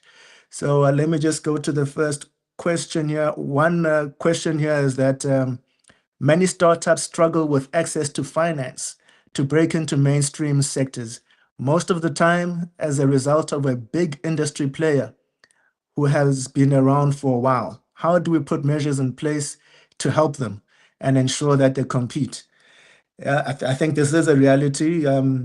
Sometimes a small business has an idea, a great idea, but because there are bigger businesses that are able to implement quicker with more resources, they either take their idea or overtake them. If they had similar ideas, then the bigger company might just be the bigger fish in the sea, so to speak, and able to push their weight around more because of their financial position and perhaps because of the connections that they have as a big business.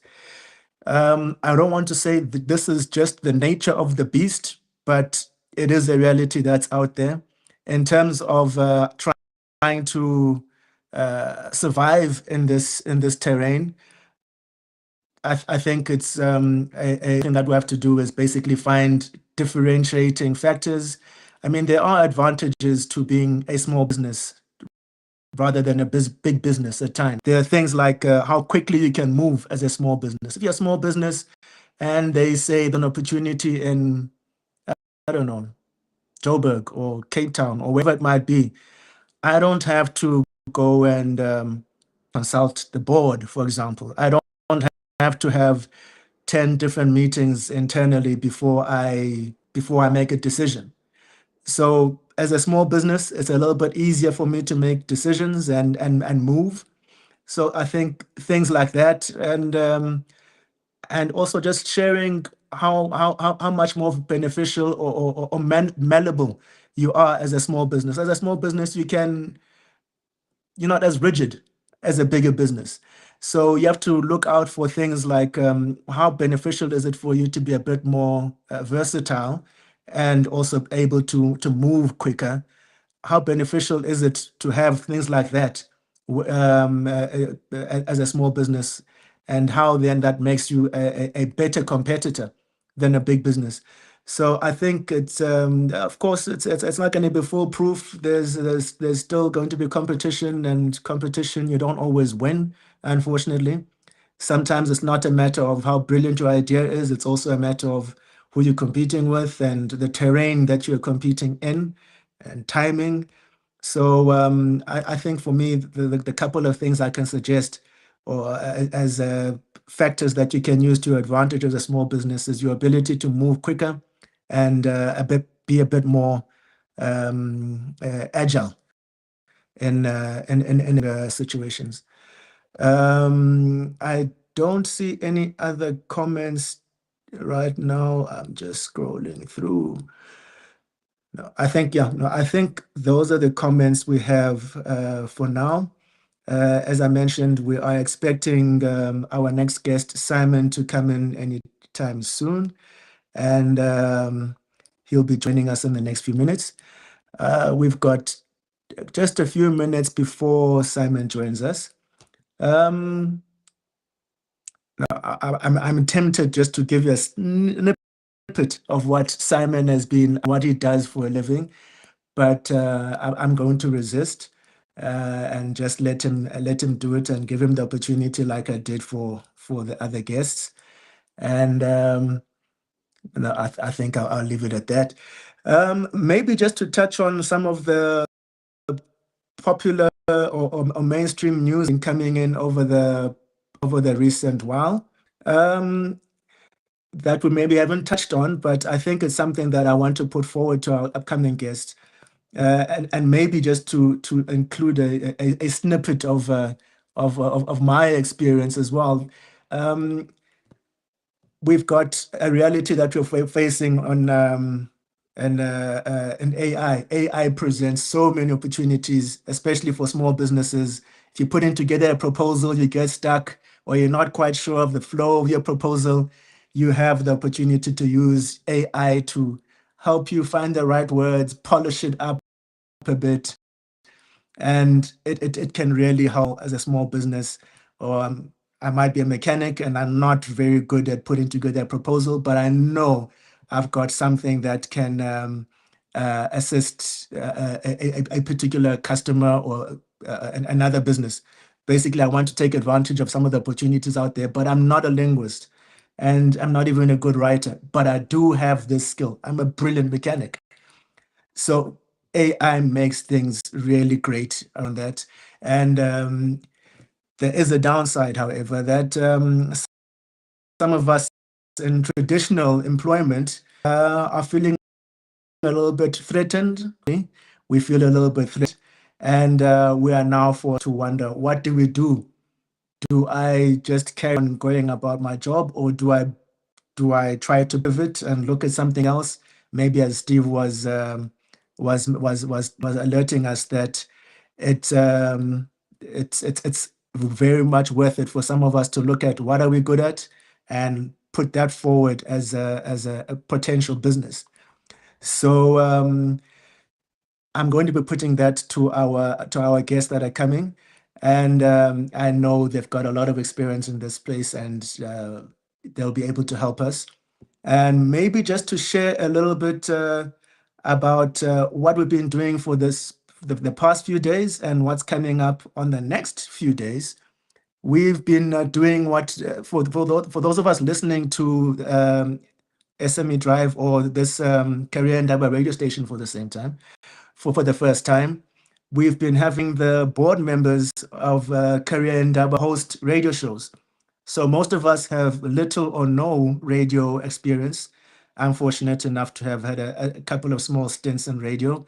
So it's not completely new to me, but it's not my day job. But so a lot of the board members at Career Indaba have been hosting radio shows during this week as a way of, I suppose, giving an opportunity for the hosts, for the board members to share a little bit about themselves. And it's also free presenters because we're not charging anything. And Career Indaba is a non-profit organization. It doesn't make a lot of money. Feel free, of course, to get involved in any way that you feel is going to help in terms of participating in Career Indaba. That would be great. So there is a QR code that comes up from time to time. You'll see it. If you want to participate either as making donations or with various ideas or comments, partnering with us in our efforts at Career Indaba, feel free to do that. In fact, don't feel free. Just do it. You know it makes sense. Otherwise, you wouldn't be listening. So just go ahead and support this initiative. We already know, as I've said a number of times already, that our unemployment rate is really high.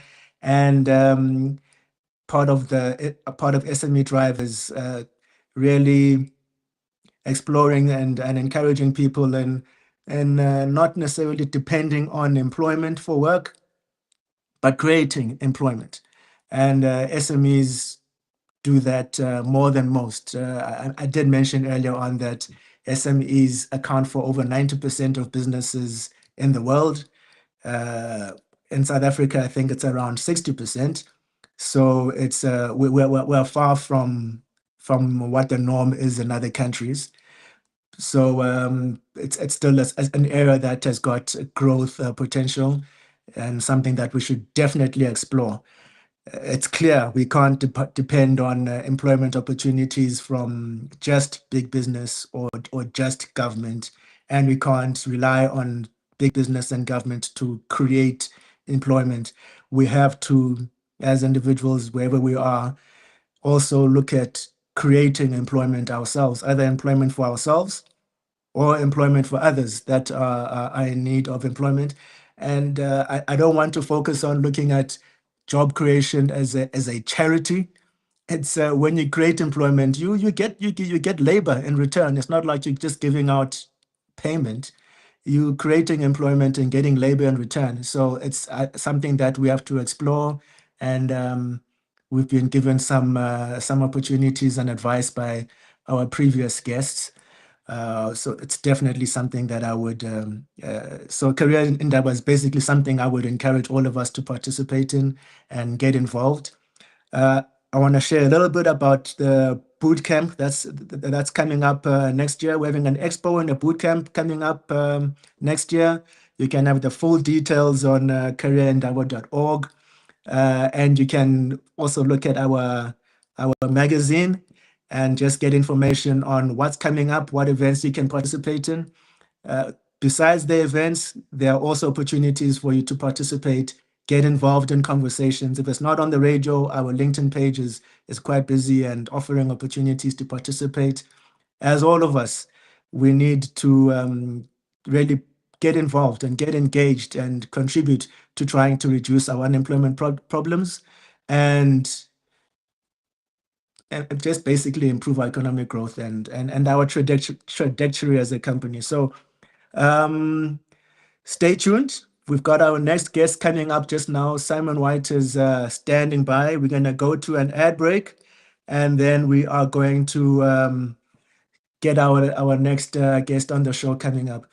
You are listening to SME Drive. Stay tuned, and thank you for listening.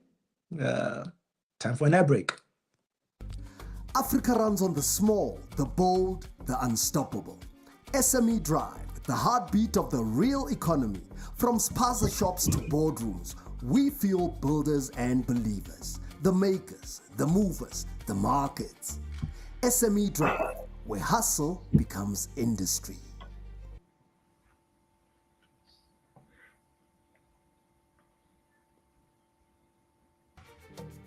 Hello Africa! Want to stay plugged into the world of work?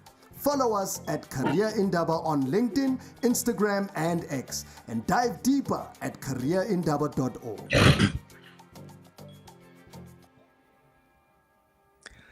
And welcome back. You are listening to SME Drive. I am your host, Phumlani Mfenyana on careerindaba.org.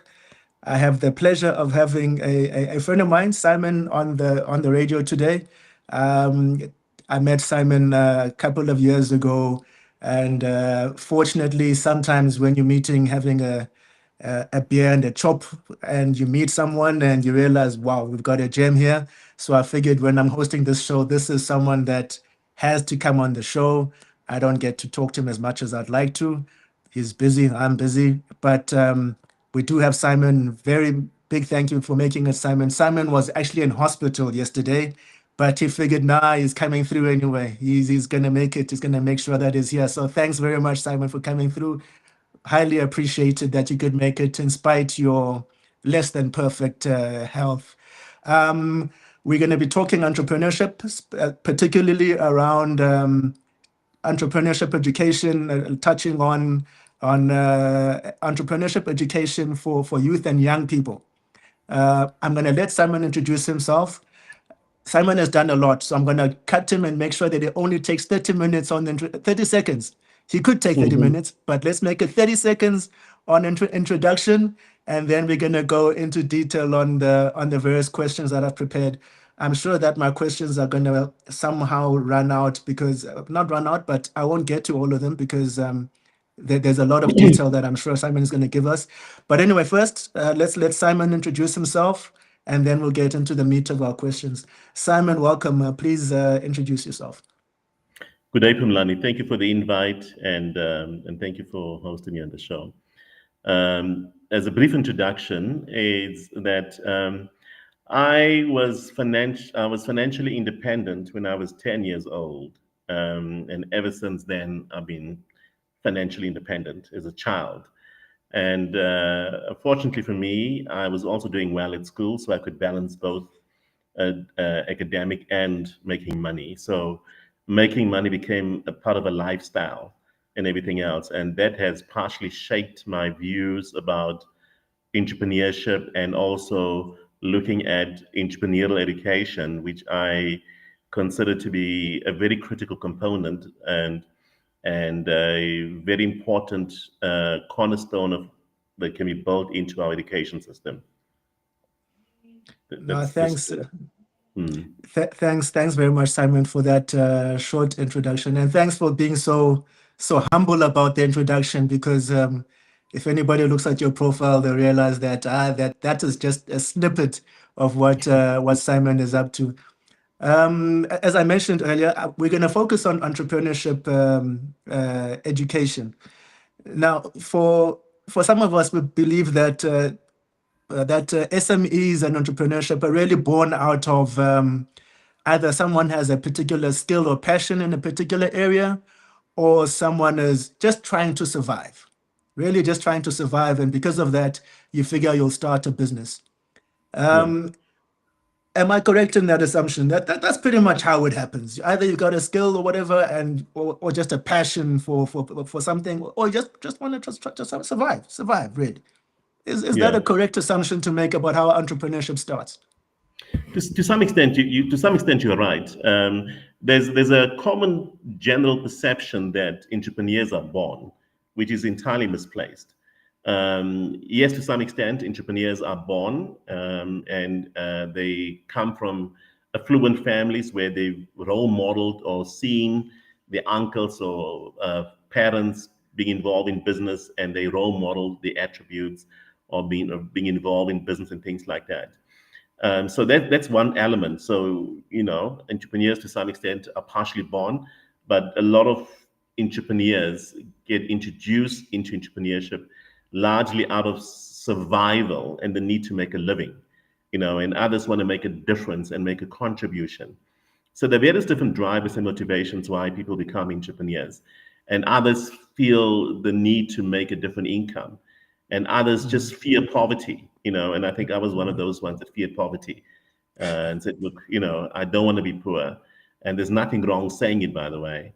In fact, we have a poem that we teach our learners pertaining to that particular issue, right? And those are some of the things that really motivate people to go into entrepreneurship. And other people realize late in their lives that, what, I am good in this and I'm doing well in this, and let me live out my passion, as you correctly stated. And they do well. And if you love something a lot, you can really excel in it. And it makes it easier because you don't have to work as hard. No one has to push or motivate you and use the whip and things like that. And that in such an environment, entrepreneurs flourish more.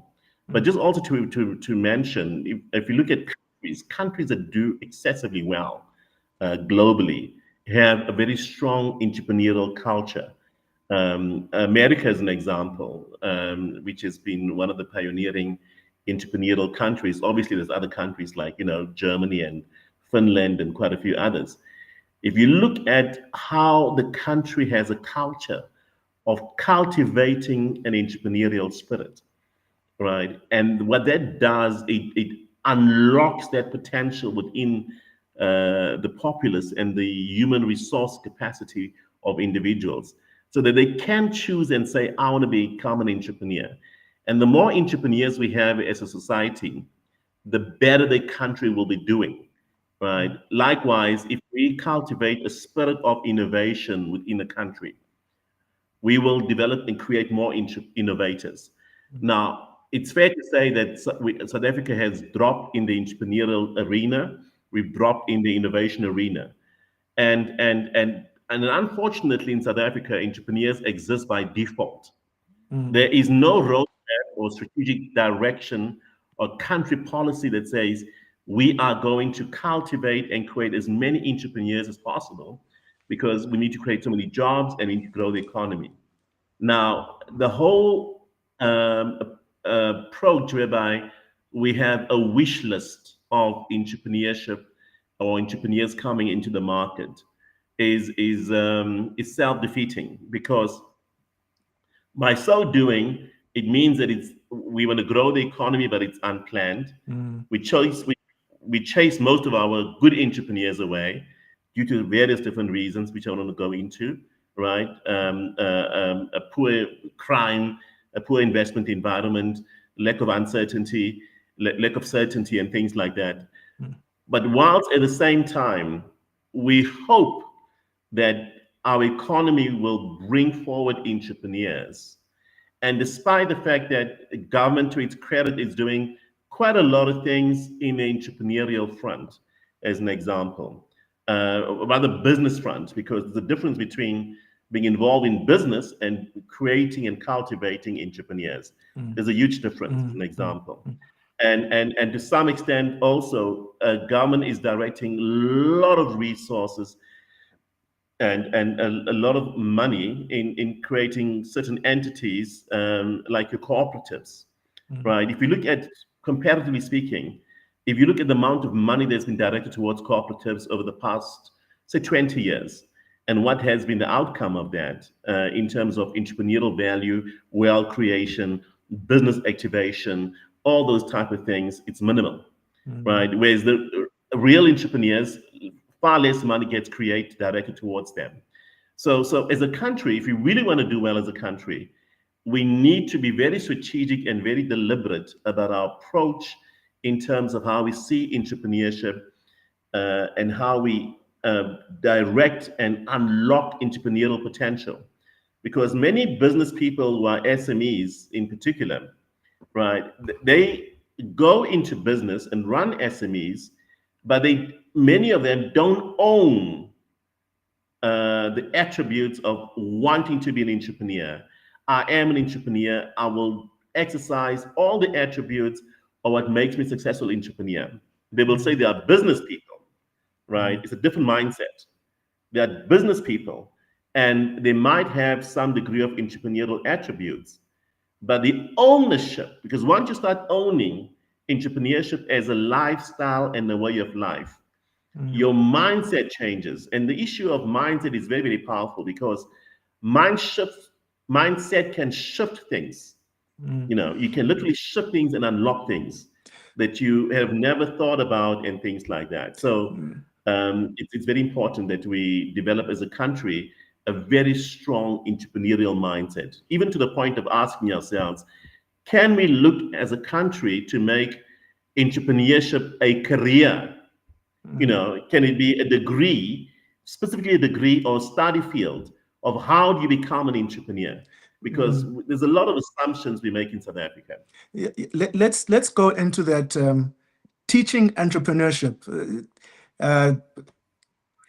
If entrepreneurs are born, or at least there's an element of entrepreneurs being born, or you're forced into it by circumstance, teaching entrepreneurship, you started a school on entrepreneurship at primary school level. That shows or suggests, well, not shows, it's clear that you believe that entrepreneurship can be taught. It's not something either incidental because you fell into a family that was doing entrepreneurship, although that can be the case, but it's not the preserve of people who were born into it or just were brought up in a particular way. It's something that you can actually learn, even from a young age. so starting a school of entrepreneurship. Please just tell us a bit about why starting the school and what it has meant, especially for your students. What has it meant to be for them to be attending a school of entrepreneurship? A lot of people will not know too much about the school, so just to tell them a little bit about it, and then what the results have been. Okay. Just some background. I was very critical about. People used to give this dichotomy about the industry is moving that way, and the economy or the skills that are produced by the schooling system is going that way. So as a result, you have this massive gulf. Now, this was spoken about 30 years ago as an example, and then 20 years ago. So all of us have been complaining and deferring about this issue, but seldom have we been doing something about it, right? And I've always maintained it can be done. Where there's a problem, there should be a solution, right? Even if you don't find a solution immediately. But in Afrikaans there's a saying, "Waar er wil is daar weg." In other words, if there's a way, so that's exactly the mindset that I had. And because you must also bear in mind, in South Africa, there's no entrepreneurial school curriculum. There's no entrepreneurial content, as an example. And so there was no foundation or basis of reference. But what we knew that, and to some extent also, we projected the level of unemployment rate that we're currently experiencing, because the economics was just clearly indicating that, right? The economy was, no one foresaw COVID-19, right? So we're not blaming anyone for that, but just the way the trajectory of the economy, entrepreneurs and investors leaving the country, it was bound to happen. Now, currently as it stands now, it's worse than when we started a school, as an example. Youth unemployment rate is sitting at 75%, and it's bound to become 85% because of the uncertainty in the country, the elections that's coming, and when there's elections pending, and more so the current election dynamics, there's a lot of uncertainty. Investors and funders don't like uncertainty. That's the one thing. Now you double the whole issue of artificial intelligence and the robotics economy, right? That is further going to, encroach on jobs and further lead to more people being absorbed in the unemployment vortex, for the lack of a better word. So in other words, you have a sad situation whereby youth unemployment, right, is going to get worse. Now, it's fair to say that for the past 10, 20 years, we had a whole generation of school leavers, not their fault by and large, right, that we've been educating and left to become unemployed and unemployable. We spend a lot of money as taxpayers and as a nation in educating these children. And yet, we know and we knew that their destiny and their trajectory in the next 5 years will be unemployment, right? We knew about that. It's not to say that we all of a sudden were shocked by this reality and things like that. That said and done, the question then is, we've seen the trend, we are seeing the trend, we have a past history. The critical question is, what are we doing now as stakeholders, concerned stakeholders, as leaders, as educators, for the current crop of school goers? What are we doing to ensure that the current crop of school goers do not follow or go in the same trend as their predecessors? Now, if we say that the trajectory of the current crop of school goers is going to be the same path as the forebearers, which is unemployment guaranteed, then we as a nation are very reckless, as far as I'm concerned.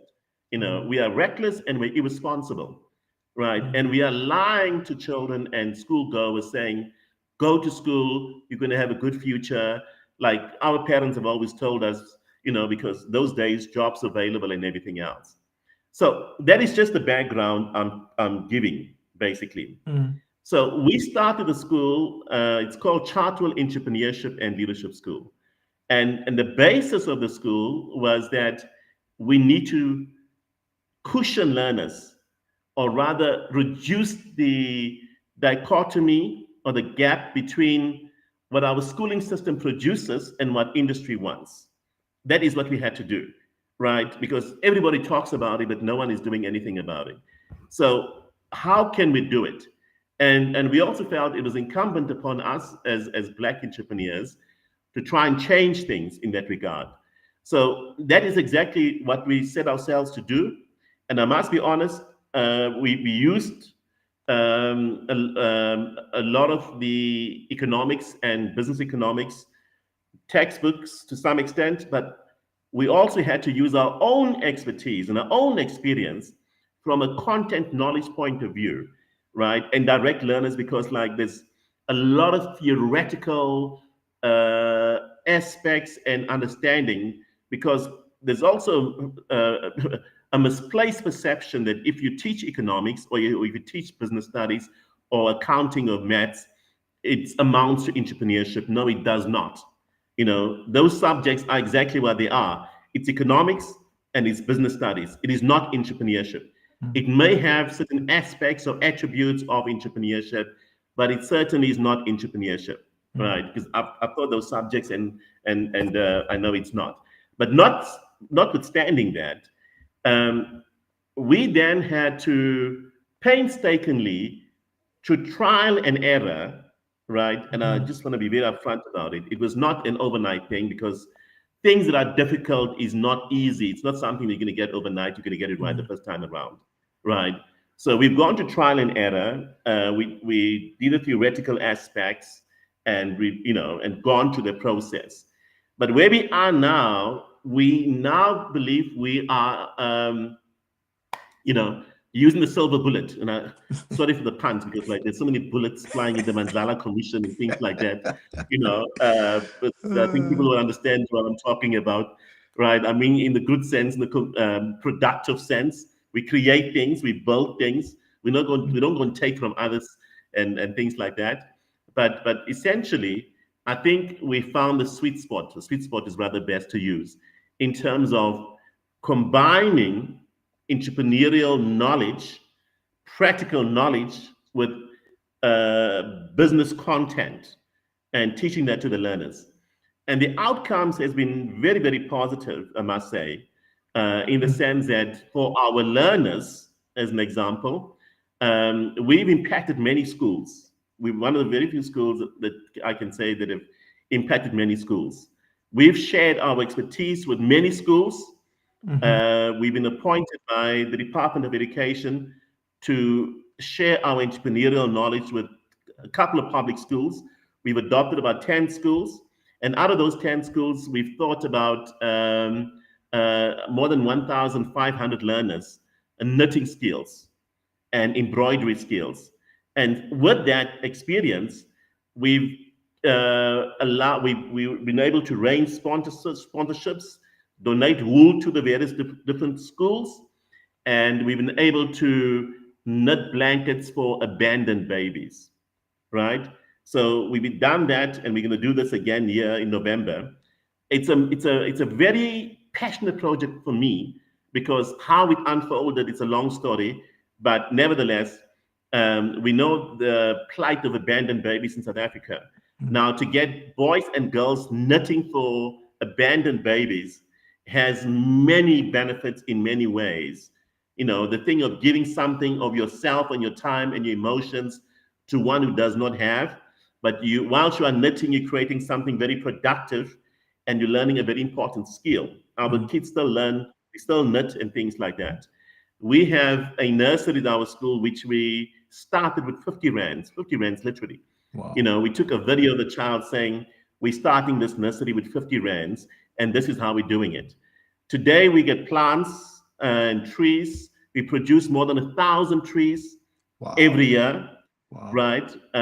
We've donated trees and plants to about 10 schools, from Alexander to Soweto to Deep Sluit and other El Dorado Park, wherever, right? So we've done that. And now we are cultivating, we're converting the mulberry trees have grown. We're producing jam, we're producing yogurt. Our kids are selling mulberries to their friends, in those small little packets and everything else, and they make money. So, and there's no shame and there's nothing wrong in making money and teaching children how to make money, as long as it's done honestly, right? And the kids don't steal. Because if you look at the Jewish community, the Muslim community, and the Indian community, those values are cultivated within learners at a very young age, right? I'd rather a child makes a mistake young, right, and learn something, right, as opposed to only going to university or ending up in a job and you've never sold a single thing your entire life. You've never convinced or persuaded anybody to buy from you and things like that. So that's the power of entrepreneurship, because there's this level of reward that comes back by giving, and things like that. As a school, we now own 3 patents, and Wow. those patents are very few schools that can say they own patents, as an example. One of them is on entrepreneurial education insurance. Let me repeat, entrepreneurial education insurance. It's a new, innovative, cutting-edge value proposition for the insurance industry, right? It was never done before. It's very unique, and it has enormous potential. It will create a lot of jobs, that one in particular. The second one is the African Entrepreneurship and Innovation Museum. Touch wood, all goes well. We have been selected and approved for funding and everything else. That goes well. We get the funding, the money in our bank account and everything else, because that's at the end of it, it's what counts. We will create about close to 5,000 jobs. We'll empower not only jobs in the general sense, but we will impact productively about close to 45,000 learners in 25 schools in particular. And we'll create a landmark project which is called the African Entrepreneurship and Innovation Museum. Furthermore, there's other projects which I don't want to talk about now at this point in time that will all create jobs. So the point, because of time, the point I'm trying to illustrate, if a school has a entrepreneurial culture, and I just want to mention something else. People mustn't think that entrepreneurship is given more emphasis than mathematics or natural science or English or whatever else. No, it does not, right? It is one of the subjects we've introduced. And I'm happy that we were brave, because when we engaged the department, they did not initially agree, right? But we were steadfast in our approach and said, look, we will add extra hours in the school curriculum and have longer school days, but as long as we have the subject. And it's worked quite well, to the point whereby government sees what we've done, and we're working with government in many ways, in different ways and shapes and forms, and we're sharing our expertise. We've also now, next month, we're launching a whole new textbook. It's called Entrepreneurship and Innovation Textbook. So those are the type of things that the unyielding power of entrepreneurship brings to the fore. Now, where there's a problem or challenge, there will be a solution, as long as you persist, you fall, and you wipe off your knees, you cry, and you stand up, and you just move forward, and that is the culture that we need to cultivate. South Africa's problems of unemployment, forget about COVID-19, that's one of those things that I forgot the Latin word, it's God imposed. But we've mismanaged this economy as a country. And our generation of adults, right, it all happened on our watch in terms of how the economy has been mismanaged, and we've been backsliding and everything else. But I can assure you, our learners and our children don't deserve the legacy that we are leaving behind, right? Talking about legacy, we've just got one question for you. One of our listeners asked, is it high time for the school curriculum to be revised and be aligned with the needs of the workplace? Absolutely. In fact, this should have happened 10 years ago, right? I was happy at one stage that President Cyril Ramaphosa mentioned that about 17 years ago, plus minus. He said this was going to happen. Unfortunately, it never happened. In the beginning of this year, the Minister of Education spoke about that they had a massive conference on entrepreneurial education, looking at it and everything else. I joined afterwards, and I could join the conference. I believe it's a good thing, don't misunderstand me, but I think the route they are taking is highly misplaced. So this should have happened 12 years ago, as far as 12, 15 years ago. And we are not an island, we're competing with the rest of the world. And if technology is changing rapidly, much more faster than what policymakers, educators can adapt to, and innovation is even changing and imposing itself beyond our world, right? Like artificial intelligence, generative artificial intelligence, etc. So there's no time to fluff around. If we want to create jobs for our children and make sure that they have jobs, because if we fail in doing that, we're going to have more parents who will have to look after the children and grandchildren when they have beard, and when they are old. So all the money that you spend on your child's education is going to become futile, right? So we have to find ways proactively and introduce a level of urgency if we really care about the economic independence and financial security of our children. What's the benefit of going to school or being educated if you are poor? So we need to address and deal with this issue and adopt a different mindset, because we cannot allow that every year 70% of our school leavers become unemployed. It is a crying shame, and we as parents, we are guilty. We as so-called leaders, we are guilty, right? It's happening on our watch, right? We can't blame apartheid. I'm sorry, it's gone. We have to take ownership of what we're allowing to happen. So I firmly believe that, respond to the lady's question again, yes, and it needs to happen yesterday. That's basically my view. Yeah, we are almost out of time. We've got 2 minutes. I had a whole host of questions, but I'm not surprised, though, that we managed to get through a lot of what I wanted to ask, even though I didn't ask it. Just one thing I want to touch on is failure rate. We're all scared of failure. SME failure rate is very high. Entrepreneurs fail many, many times. Well, not all of them. They fail many times before they succeed. And generally will say, you failed like 10 times. Ah, no, man, you're a failure. What do you think of that kind of attitude? Should we look at different ways of measuring success, especially in the entrepreneurship space? I know it's a long question, but we only got 2 minutes to cover this one. If you can just touch on that. Yeah, no, I agree with you. And I think also because many people go into business, not because they want to, because of they finding themselves forced into because of financial situations and things like that, right? That's the one issue.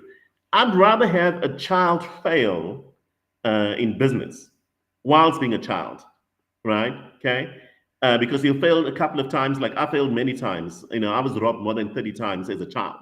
Because I used to love money. I used to have lots of money as a child, right? So rather let a child fail a couple of times, but make mistakes and learn from those mistakes. Now, the beauty about learning from your mistakes, you are better than yesterday. You are better than the person that still desires to do it, but it doesn't have the guts to do it. So you are better, right? Even in your failure, you are better. As long as you can dust off, the pain and everything else and move on. So very importantly, how we review, the earlier we start people and the earlier we start children into the field of entrepreneurship, I believe the less the failure rate will be. And it will also not be perceived as failure. It will increasingly be perceived as he's tried, and everything else, right? And we can learn from our mistakes. We need to introduce a very strong culture of mentorship. Mentorship is severely lacking in South Africa, right? And Black industry bodies, and I want to refer this to them in particular because I come from one. I used to be the chairman of the Black IT Forum, one of the founders, etc. Now, and I know how many Black industry bodies operate. We've got Many about of them 20 are seconds not doing left enough. before I get into. We've got about 20 seconds left before I get into trouble. We need to go into an ad break and Okay. then 20 Okay. seconds. Okay. In conclusion, we need to get more Black business individuals and people contributing, providing mentorship and guidance, right? Given our situation, our background, we need to do more of that. That's it. Thank you very much, Simon. I'm sure we could fill the whole hour, but we do have to go to an ad break, and then we've got one more guest also talking on entrepreneurship. But thank you so much, Simon. Thanks also for making it, even though your health is not great today. Thank you so much. Absolute pleasure. Thank you very much, Phumlani. Thank you. All the best. So you're listening to SME Drive. We're going to an ad break. Career Indaba Expo and Bootcamp. 15th to 16th of May 2026 is Africa's boldest sector-aligned and solution-driven career development event designed to bridge the skills gap, unlock real unemployment pathways, and future-proof talent across over 20 industries. From the boardrooms of Sandton to the villages of rural South Africa, we are pulling the entire country into one decisive moment to tackle unemployment, close the skills gap, and future-proof our workforce.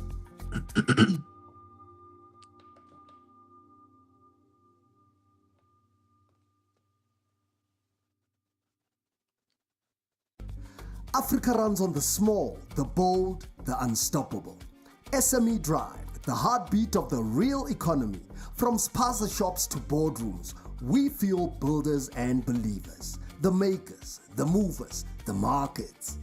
SME Drive, where hustle becomes industry.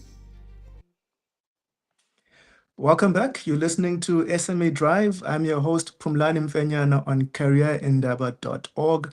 I've got a special guest today, Machaga. She's also an expert in the entrepreneurship space. You'll see the theme today is entrepreneurship is quite heavy because that's one of the ways that we can get out of dependency on employment and creating livelihoods for us. I'm going to ask Machaga to introduce herself. She's got a long CV. We're not going to go through it. Otherwise, again, we'll take the whole 30 minutes. But I'm going to ask Machaga just to introduce herself just for 30 seconds or so that we at least get an idea of who we're talking to. Fortunately, I've had the opportunity to work with her, so I know her quite well already. But for those of us who are listening and haven't met her yet, please, Machaga, just introduce yourself. 30 seconds. Thank you, Phumlani, and a very good afternoon to your listeners. My name is Machaga Mosehana. I do not know how to properly introduce myself, quite frankly, Phumlani. As we were chatting yesterday, is that you have this a long list of things that you have done in life. You don't know how to truncate them into a solid summary of who you are as an identifier. But I think on my side, I would like to be seen as an entrepreneur, but most importantly, an advocate of people who are starting small businesses, and most importantly, the startup community. And I think as we engage and you put up my profile on social media, people will be able to assess and understand who I am. But right now, I'm an entrepreneur myself. I come from industry in the development background for entrepreneurs. I've been in the academic environment as well in supporting small medium enterprises, but now I'm re-entering as an entrepreneur once again. Thanks, Machaga, for that introduction. We're going to start with one of the basic questions that come up for entrepreneurs and small business owners in general: getting money to start. We've had a few contributors on the show today telling us that no, you don't have to wait for the money, you can just start. look at what you're good at, what you're passionate about, and just make a go out of it. You don't need to earn money first in order to make money. You can go there literally with nothing. But most of us as SMEs, we think, Ish, I need to have, I don't know, a website. I need to have a profile of sorts. I need to have offices. I need a phone. I need data. I need so much before I even start my idea. What would you say to an SME that says, hey, man, I've got this idea, but I don't have money. How do I start? I think it has been the culture that has been, woven into our entrepreneurship ecosystem in South Africa, that you would need funds to start a business. There are three characteristics that I think that I would always look at when I say somebody is an entrepreneur or running a small business, is that they need to be entrepreneurial. And in them being entrepreneurial, that means that they need to problem solve, right? They need to solve an existing problem, because without a customer, you really do not have a business, because that's your market. Secondly, you need to be able to take risks. You need to be a risk taker, because everyone has an innate ability to solve problems. Even yourself, you've come across several challenges just today, and you've solved for them. So that means problem solving is an innate ability of a human being. However, then what makes you an entrepreneur is that, are you willing to take a risk and mobilize resources for you to start an enterprise? And starting an enterprise can be classified either to start a small business, which is, for either lifestyle, or for just small scalability and catering to your local market, or you become a startup. That's where you come up with innovative ideas that are going to change the world. And that's normally funded by your venture capitalists. So it's very important to understand why you're starting a business. And also, are you really an entrepreneur? Because if you are an entrepreneur, then you would know that there are resources that you would need to mobilize. You do not need a capital injection for you to start a business. Like I say, I've re-entered into this as well, also checking off the check boxes of whether it is true what I have been saying. It is true that you do not need finance. Depends on the type of business that you're starting. Look, if you're starting a highly innovative venture, obviously you are going to need a capital injection. And I think that's where angel investors and venture capitalists would play a role, because they have the risk appetite for something that is venturing into new markets. But quite frankly, I think that the world has moved into a position where you can access AI tools that would optimize the startup of your business. Right now, I have free AI tools that I have adopted for somebody who's going to manage like a receptionist, managing my calendar, queuing the leads, the sales leads. So I'm not investing any money in doing so. But I would not want to invalidate the challenges of small businesses in saying that they do not need funds to start a business. It depends what type of business you're starting. But quite frankly, it's important for you to start at a net zero and grow up and build a portfolio that makes you investor ready to start to receive funds. You mentioned venture capital. Just tell us a little bit about venture capital, both on the side of the SME that might want to approach or be approached by a venture capital company, and on the side of a venture capital company that is looking for opportunities to invest in. I know you've got experience in both. Just share a little bit about that. No, actually, you're putting me on the spot when you start talking about venture capitalists, because it's not an area that I'm well versed in. But I'll tell you one thing that is absolute, that is quite absolute in this space, is that venture capitalists, the way we differentiate them from other forms of funding for small and medium enterprises, we have a host of funding instruments. You have your conventional commercial banks, funding, development and funding institutions like your IDF, CFAs that are from the public institutions, from government. You have your, your stokvels that people would set up, your purchase order, financing instruments as well. But with the venture capitalists, what I would understand is that it's where you create a clear delineation or distinction between small business, small medium enterprises and startup enterprises. Startup enterprises are designed, they're in most instances, they are tech companies. But what distinguishes them best from small medium enterprises that they're innovative and they are designed for scale and high growth. So your venture capitalists are looking at something that would give them high returns much faster. And when they look at your enterprise and they realize that you're venturing into new markets, it has high growth potential, and they can realize their return on investment quite quicker, they would have the investor appetite to invest in your business. However, if you're running your lifestyle types of businesses, or let's take it, for instance, maybe your catering business. Depending on how your catering business is structured, I haven't seen most of your venture capitalists that would say, hey, let's look at this catering business, let's fund it. Unless it is a catering business that has started to look at, not at the market, but in the entire arena. There's what we call an arena when you start looking at the global trends, is that you would then position yourself as an Uber. That's catering, but it's a different and innovative way of getting the food, because people need to eat right at their doorsteps, which is convenience. And once you start incorporating things that would also make use of the available tech, the data that is required so that you can take advantage of artificial intelligence, that's where it is a gold mine for venture capitalists and some venture angel investors.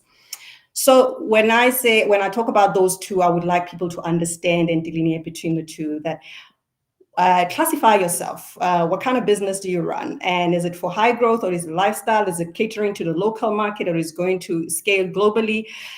And then you start now looking at a host of offerings on your side of funding options, and identify those that are aligned with your business model. It's a business model, a product market fit. Now, one of the things I must ask also is that the failure rate of small businesses it's really high. I know unemployment is really high too, but the failure rate of small businesses is really high. Would you advise anybody to start their own business? Absolutely. It's an absolute yes. You can start your own business because there is a lot to solve for, right? For as long as there is a problem, there would always be an instrument or vehicle that is required to solve a problem. Sometimes it's a problem that already is in the market. In some instances, it's a problem that you can create. And we've seen America create a lot of problems that they have created solutions for. You can start your own business because in South Africa, quite frankly, we are highly entrepreneurial country. And I'm not sure if it's only within the Black community, because that's the community I've been exposed to. In high school, Phumlani, I used to sell sweets, in school. At the end of the day, my mother has inculcated a culture of us, selling certain things so that we can generate funds, so that we can take care of the day-to-day needs in the house. But that has now translated into many ways of understanding, what do people want and how could I solve for that? You can start your own business. People are solvers all the time. You can solve in a corporate institution where you're currently working. We call them intrapreneurs. You're a solver. You can solve outside of a risk-free environment, and that's where you can start your own business. I'm not going to say that everyone must start their own business, Phumlani. Hear me very well.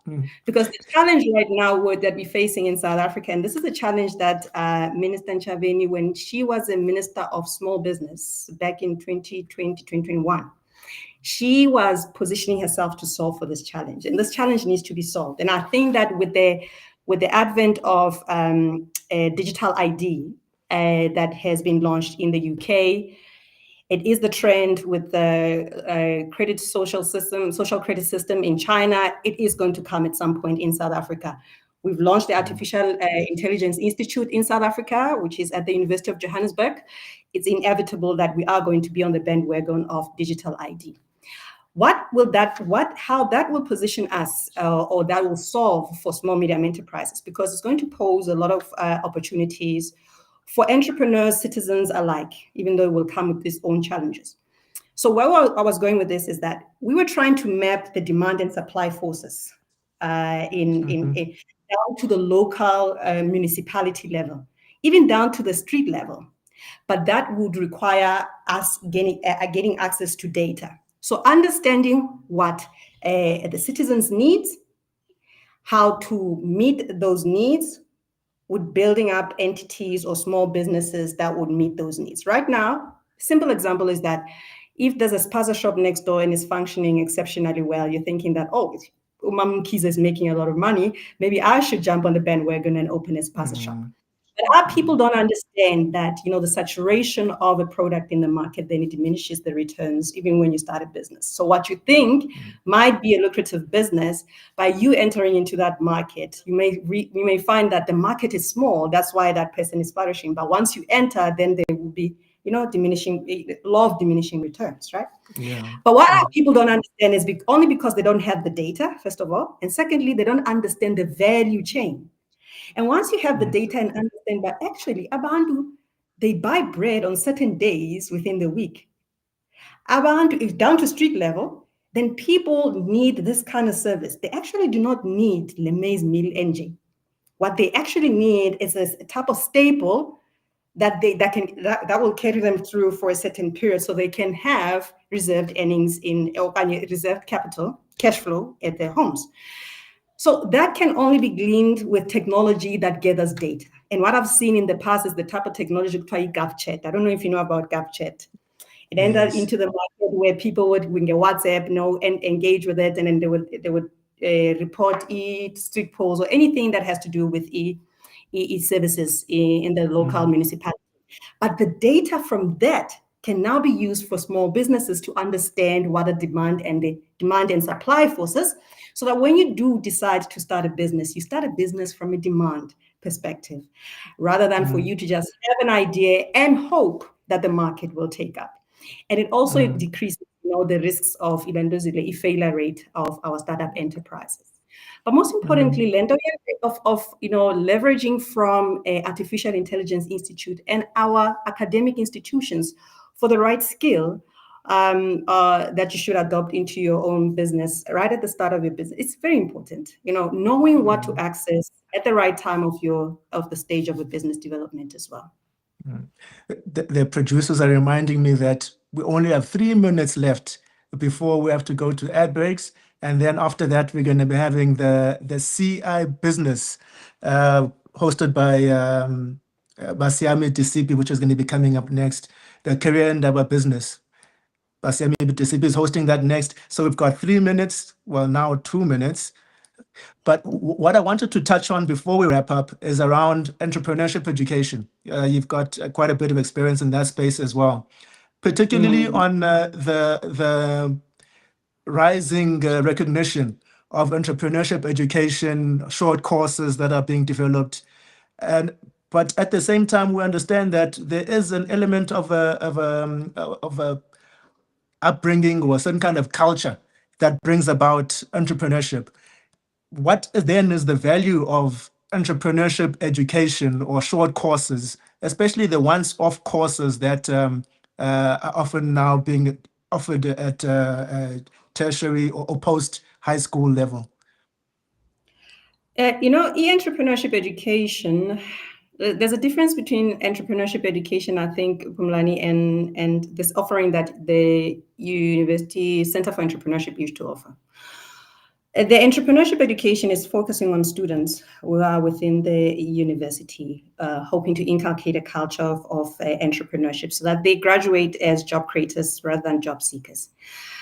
There are challenges to that currently because the skills that are, let me just say that there is an overhaul that is required on entrepreneurship education, especially the ones that are offered at academic institutions. However, the ones that you would find in the centers of excellence with any other institution servicing the external community, those ones, those are the right product market fit because they are responding to the skills gap of small, medium enterprises and the entrepreneurs that run those entities. So yeah, and giving them accredited skill set, but also they become a connector between the external environment and the resources of research and development and innovation within the university. So those centers of excellence become a pivotal point for accelerated growth and rapid innovation for small, medium enterprise community. However, entrepreneurship education, I would like to engage you more on that another time when we have enough time to talk about it. There's a lot to unpack. No, thank you. Thank you very much for touching on that. Maybe just last comments before we close off and hand over to the next show. Last comments before I get into trouble. All right. Last comments would be for entrepreneurs to start thinking about running their enterprises as a twin engine. Twin engine means you run with two engines just in case one engine falls away. And it's very important for the 21st century because things are changing rapidly. As I said, just like yesterday, within this week, digital ID was launched. Quantum computing is making leaps and bounds. Artificial intelligence is really advancing at an accelerated rate. Very soon, you'll have to solve for your profit center, what you're doing as is every day on a daily basis, but also for a disruption that is coming and how when you are disrupted. God forbid you find yourself in a situation of 2020 during COVID where you are disrupted and you diminish and die. But SMEs, I would like to engage them on how to develop twin engines in their businesses to survive the inflection points that are coming their way. Thank you. Thank you very much for that, Machaka. Anybody listening, you can look up all the presenters or guests on the show. Most of them are on LinkedIn. You can check what they do and you can pick their brains on any other assistance that you might need.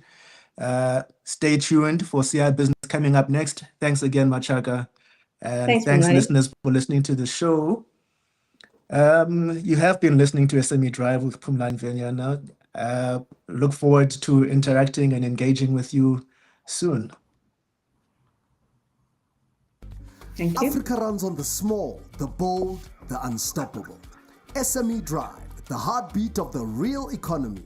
From spaza shops to boardrooms, we feel builders and believers, the makers, the movers, the markets. SME Drive, where hustle becomes industry.